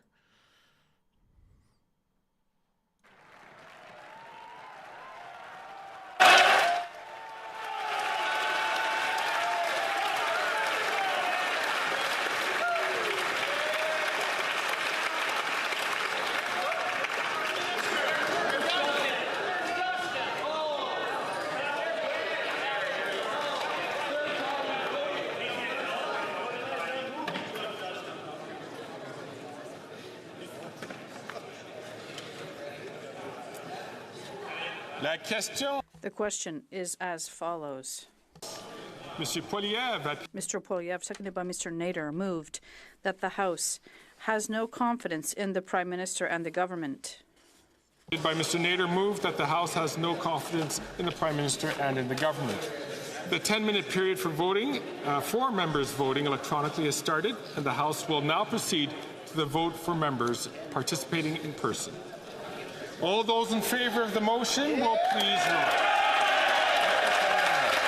Mr. Poilievre. Mr. Schmale. Mr. Bazan. Mr. Kimmich. Mr. Perkins. Mr. Brock. Monsieur Deltel. Mrs. Stubbs. Monsieur Paulus.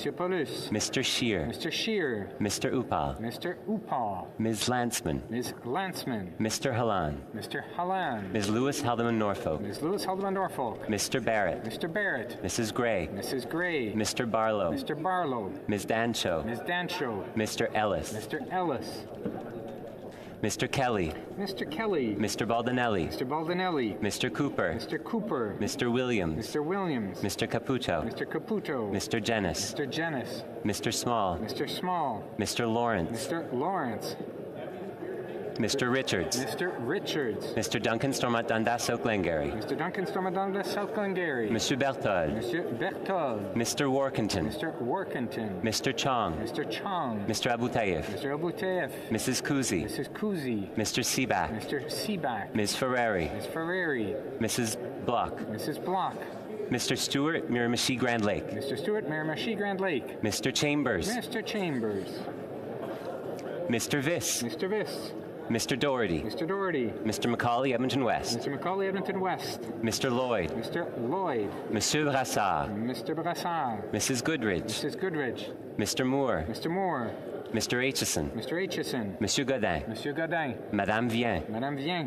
Mr. Morantz. Mr. Hoback. Mr. Malillo. Mr. Tucker. Ms. Gladue.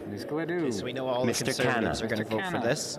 Mrs. Cramp-Nyman. Come on, Mrs. Judge Roberts. Come on, Block. Mr. Do the right Patzer. thing, man. Just one of Mrs. you Gallant. need to swing. Even if just the Block swings, I think we have enough. Mr. Shipley. Come on. Mr. Give Muse. us an election. Mr. Redikoff. Mr. Van Popta. Mr. Waugh. Mr. Steinley. Mr. Calkins. Ms. Rude. Monsieur Lou. Monsieur Généreux. Mr. Genereux. Mr. Lobb. Mr. Mazer. Mr. Davidson. Monsieur Martel. Monsieur Gould. Mr. Couric. Mr. Epp. Ms. Rempel Garner. Mr. Zimmer. Mr. Dreeshen. Mr. Majumdar. Mr. Cram. Mr. Tolmie. Mrs. Wagenthal. Mr. Albus. Mr. Bragdon. Mr. Allison. Mr. Dalton. Mr. Nader. Mrs. Falk, Battleford Lloydminster. Mr. McLean. Mr. Weber. Mr. McGuire. Mr. Reed. Mr. Shields. Mr. Falk Provencher. Mr. Williamson. Mr. Arnold. Mr. Morrison. Mr. Soroka. Mrs. Vecchio. Mr. Carey. Mr. Vidal. Mr. Dowdle. Mr. Lake. Mr. Vierson. Mr. Ruff. Mr. Fast. All these people need to Mr. form government. Liepert. Come on. Conservative Mr. majority. Kitchen. Let's go. Mr. Election. Let's Leslie. go. Mr. Giovanni. Mr. Stewart, Toronto, St. Paul's. Holy crap, we got 2,007 people here watching. All those opposed to the motion will please rise. Mr. Macaulay Cardigan. Mr. Sajan. Mr. Blair. Mr. Holland. Ms. Ing. Monsieur McKinnon-Gatineau. Monsieur Duclos. Monsieur Leblanc. Ms. Gould. Ms. Freeland. Ms. Anand. Monsieur Guilbeault. Mr. Wilkinson. Monsieur Boissonneau. Ms. Hutchings. Ms. Tassi.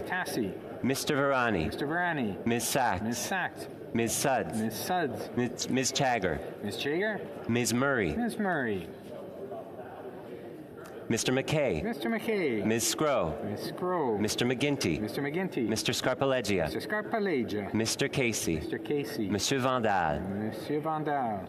Ms. Cara. Ms. Cara. Madame Saint-Onge. Madame Saint-Onge. Ms. Qualtrough. Ms. Qualtrough. Ms. Haidu. Ms. Haidu. Every Monsieur single Miller. name so Monsieur far Miller. is corrupt. Ms. Sahota. Ms. Sahota. Madame Every Jolie. single one Madame so far Jolie. here. Mr. Hussain. Miss Jolie's one of the Madame worst. Petipat-Taylor. Madame Petipat-Taylor. Mr. Ananda Sangari. Mr. Ananda Sangari. Mr. Beach. Mr. Beach. Madame Martinez Ferrada. Madame Martinez Ferrada. Mrs. Valdez. Mrs. Valdez. Ms. Jazek. Ms. Jazek. Mr. Dhaliwal. Mr. Dhaliwal. Mr. Aria. Mr. Aria. Madame Lalonde. Madame Lalonde. Mrs. Romanado. Mrs. Romanado. Mr. Sheehan. Mr. Sheehan. Ms. O'Connell.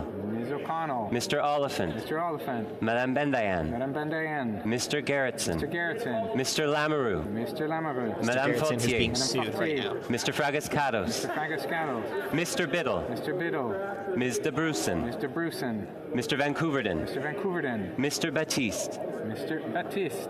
Mr. Kuzmierczuk. Mr. Kuzmierczuk. Mr. May Cambridge. Mr. May Cambridge. Ms.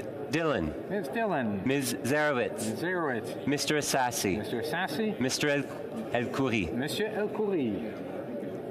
Mr. Fonseca. Mr. Fonseca. Mr. Hardy. Mr. Hardy. Monsieur How many Yakino. of the compromised MPs do you think are Mr. standing up right Johari. now? Mr. Johari. Monsieur Lightbound. Monsieur Lightbound. Mr. Nakfi. Mr. Nakfi. Monsieur Drouin. Monsieur Drouin. Mr. Sidhu Brampton East. Mr. Cedar Brampton East. Mr. Badaway. Mr. Badaway. Ms. Demoff. Ms. Demoff.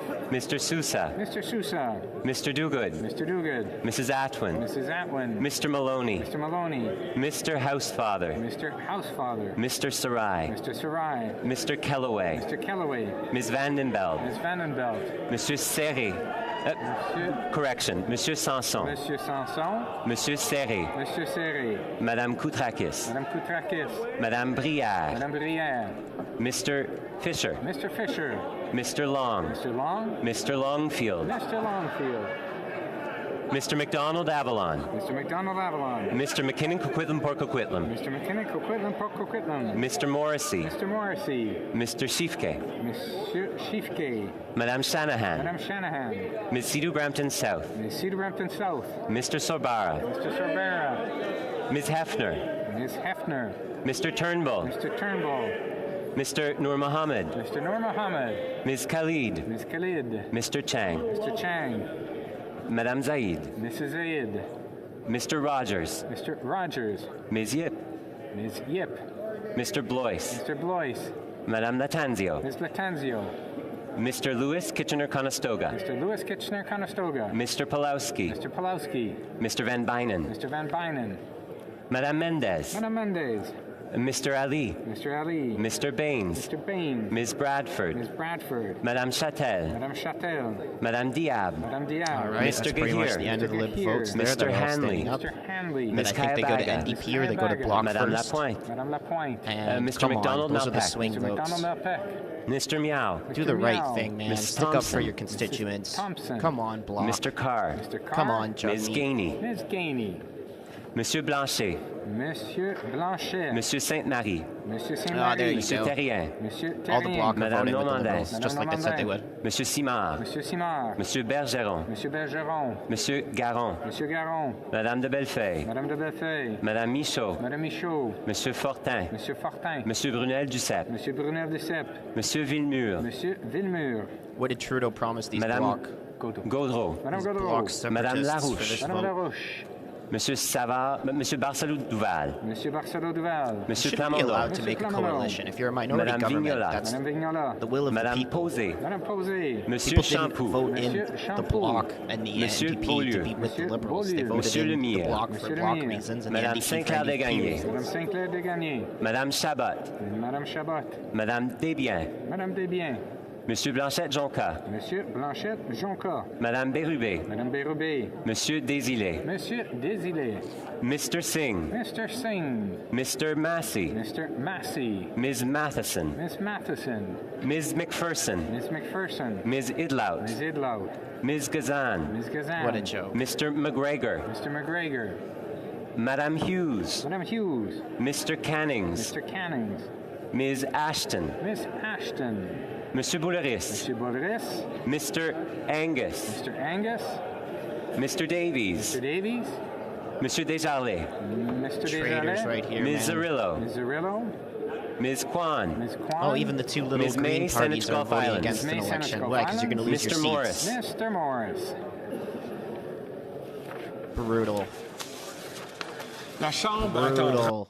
The House will now wait for the electronic voting period to end before resuming its proceedings.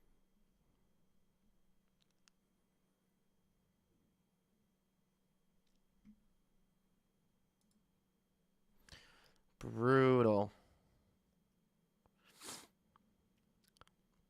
Kevin Vyong's a good MP. He's independent. Used to be liberal, and then he got sick of the liberals, so he went independent. And he usually votes with the conservatives now. Look at all these nays: NDP, Liberal, Bloc, all the nays. It's okay. You guys are all going to lose your seats anyway. All those seats are going to turn blue.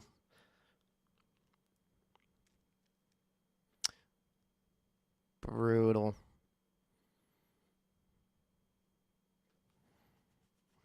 And why can't these people be in the House of Commons? It's your job to be there. Why are you voting electronically and not showing up to the House?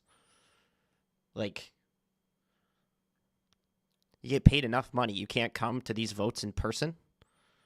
Pablo Rodriguez went independent? He's still a sitting MP? I thought Pablo Rodriguez was still liberal.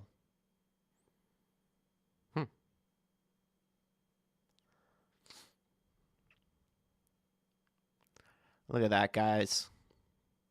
That motion did not pass. Defeated. I wish to inform the House that the electronic voting period has ended.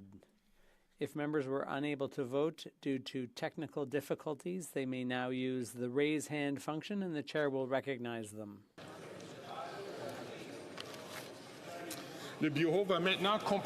The table will now compile the results of the vote. Yeas pour 120, 120. Nays contre 211, 211. I declare the motion defeated.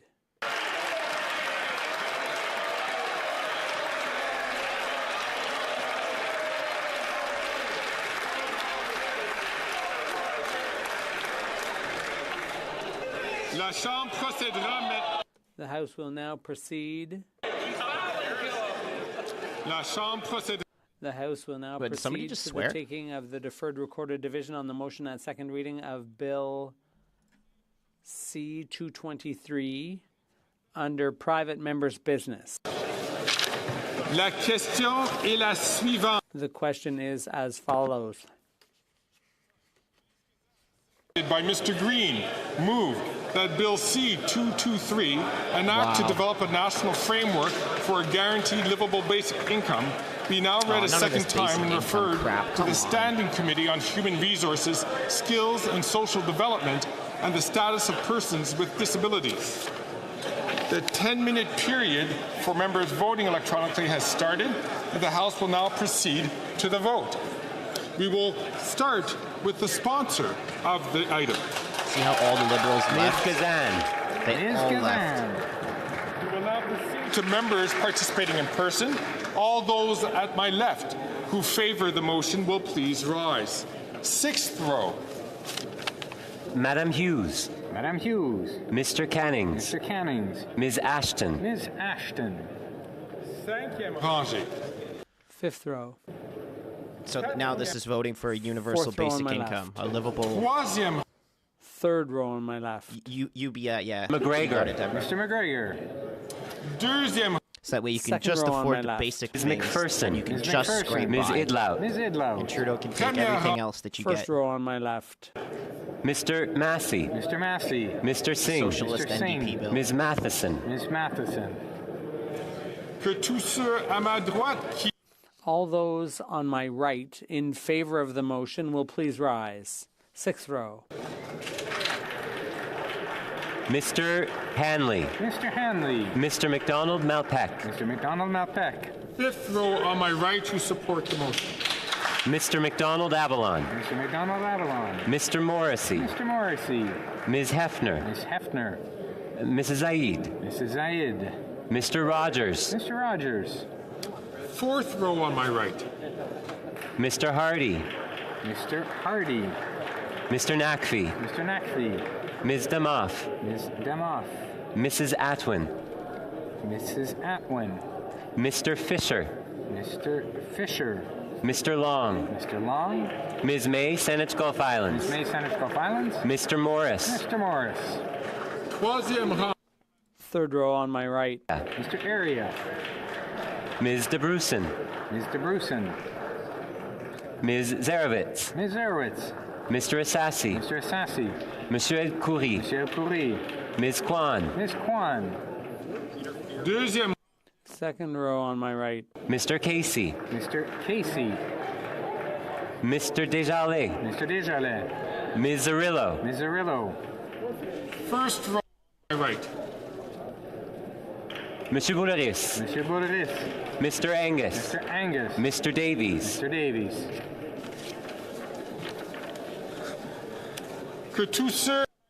All those on my left who are opposed to the motion will please rise.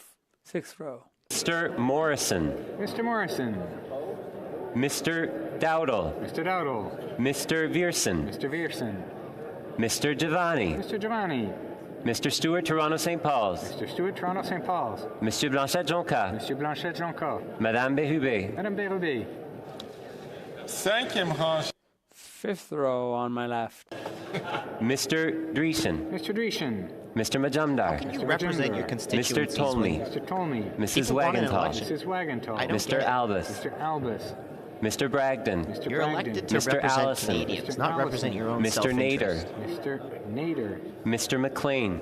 Mr. McLean. Mr. Weber. Mr. Weber. Mr. McGuire. Mr. McGuire. Mr. Reed. Mr. Reed. Mr. Shields. Mr. Shields. Mr. Falk Provencher. Mr. Falk Provencher. Mr. Williamson. Mr. Williamson. Mr. Arnold. Mr. Arnold.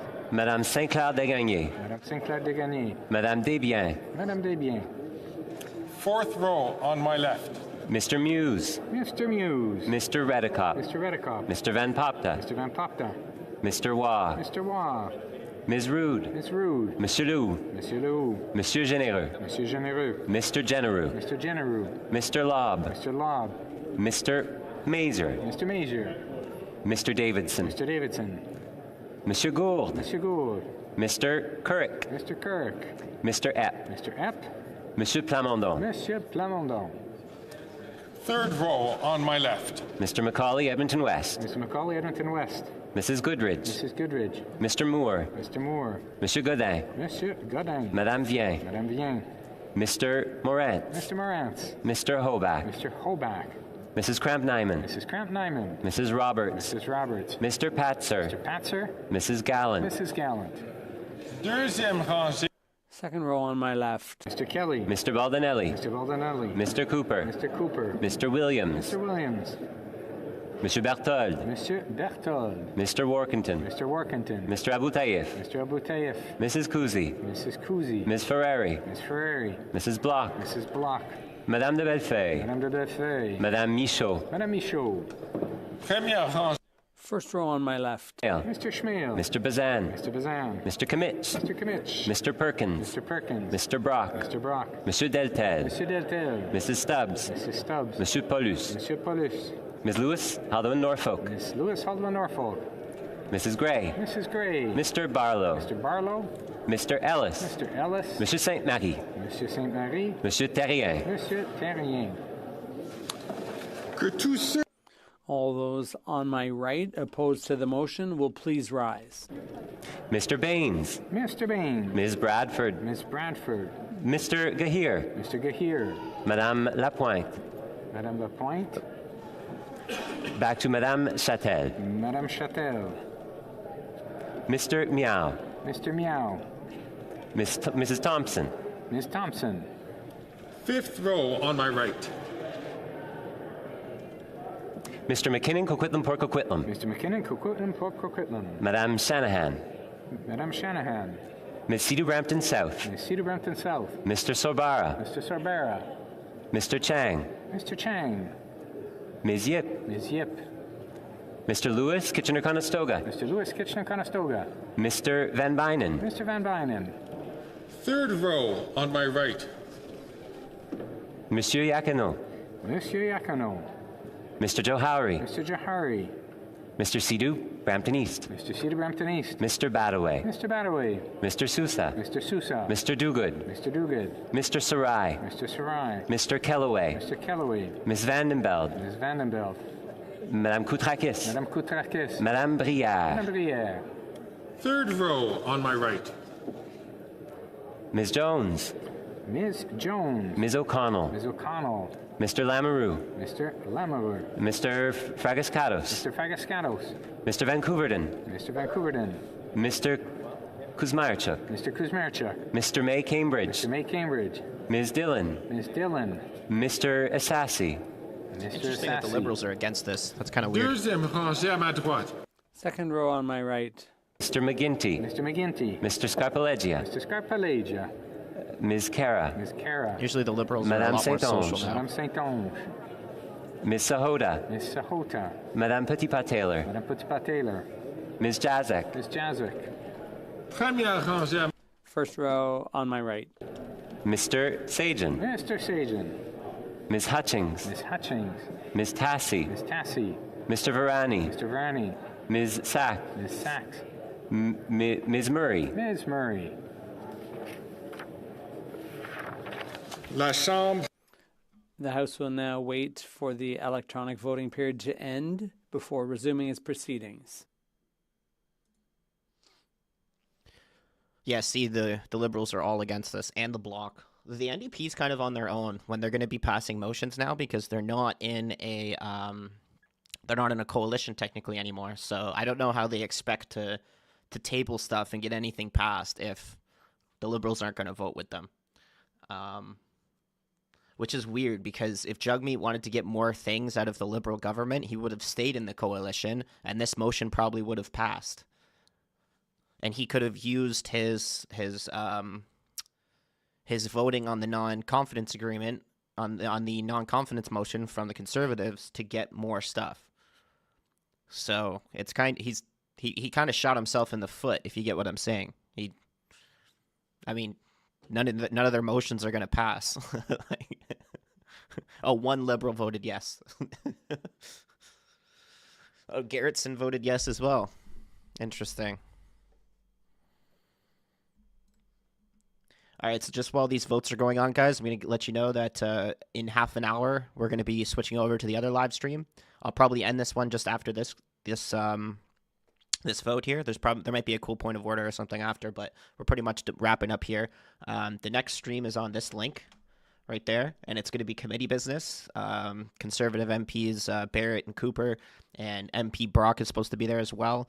And they're going to be covering witnesses from the Arrive scam scandal, and they're demanding that Christian Firth pay back the money. And I don't understand why we can't recover those funds. We asked everybody for their CERB back. Why can't we ask the scammers of the Arrive scam to pay us back? I don't get that. But wow, this was a really spicy question period, guys. It's absolutely insane. We had almost 3,000 viewers in at one point where we peaked, and there's still 2,000 people watching, which is crazy. Really appreciate everybody tuning in, everybody who subscribed. We had lots of people do some super chats. We had Savage and I can't remember who else. Sorry, let me see who else gifted memberships. There was Savage and I can't see the other one. But there was someone else who gifted 10 memberships, which I really, really appreciate that, as always, guys. Don't feel obligated to do things like that, but it really helps the channel grow for sure. And, just subscribing and watching is more than enough. So, but always appreciate you, Savage, doing your super chats. Canada RV did a super chat as well. But yeah, here, I'll give the link one more time. So that's where we're going to be in half an hour.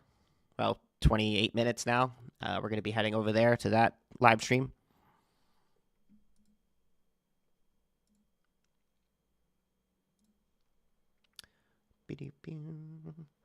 Thank you.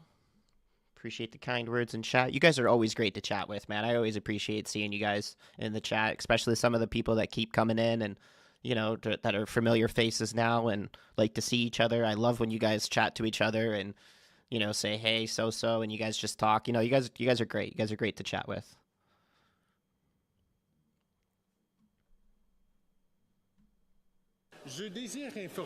I wish to inform the House that the electronic voting period has ended. If members are not able to vote due to technical difficulties, they may now use the raise hand function, and the chair will now recognize them.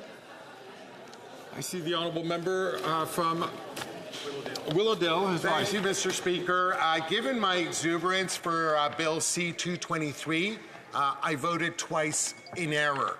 I would like my vote to reflect yay. I vote in favour. Thank you.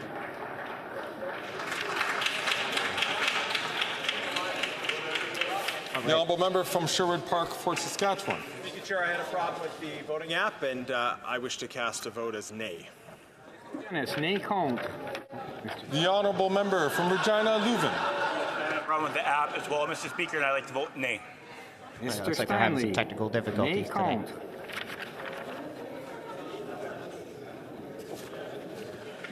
Le bureau va maintenant compiler les...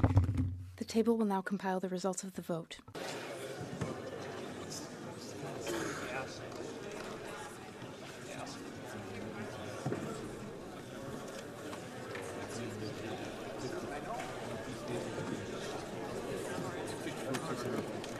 Okay, we're going to end it here. I feel really bad because there's like 1,900 of you guys in the chat right now. I really don't want to end the stream. I declare the motion defeated. Okay, the motion defeated. Wow, look at all those nays. That's bad. NDP's never going to get anything through. Just one more time, guys. Here's the link for where we're going to be live again in 25 minutes. We're going to be covering the committee. MPs Brock, Barrett, and Genuous, and I think Cooper will be there. It's going to be all the boys. We're going to be roasting witnesses from the ArriveScan app and begging Christian, well, not begging, but demanding Christian Fur need to pay back that money. So I need some time to just grab another coffee and have a little bit of snacks in between streams here. And I really appreciate everybody tuning in, man. This was crazy. I'm really sorry that we didn't get the vote passed. Obviously, I have no control over that. And obviously, the NDP, Bloc, and Liberals are not listening to Canadians because everybody wants an election. So here's the link. We'll be live there in 25 minutes. And I'm going to end it here. I really appreciate everyone watching. And see you guys in 25 minutes. Cheers, guys.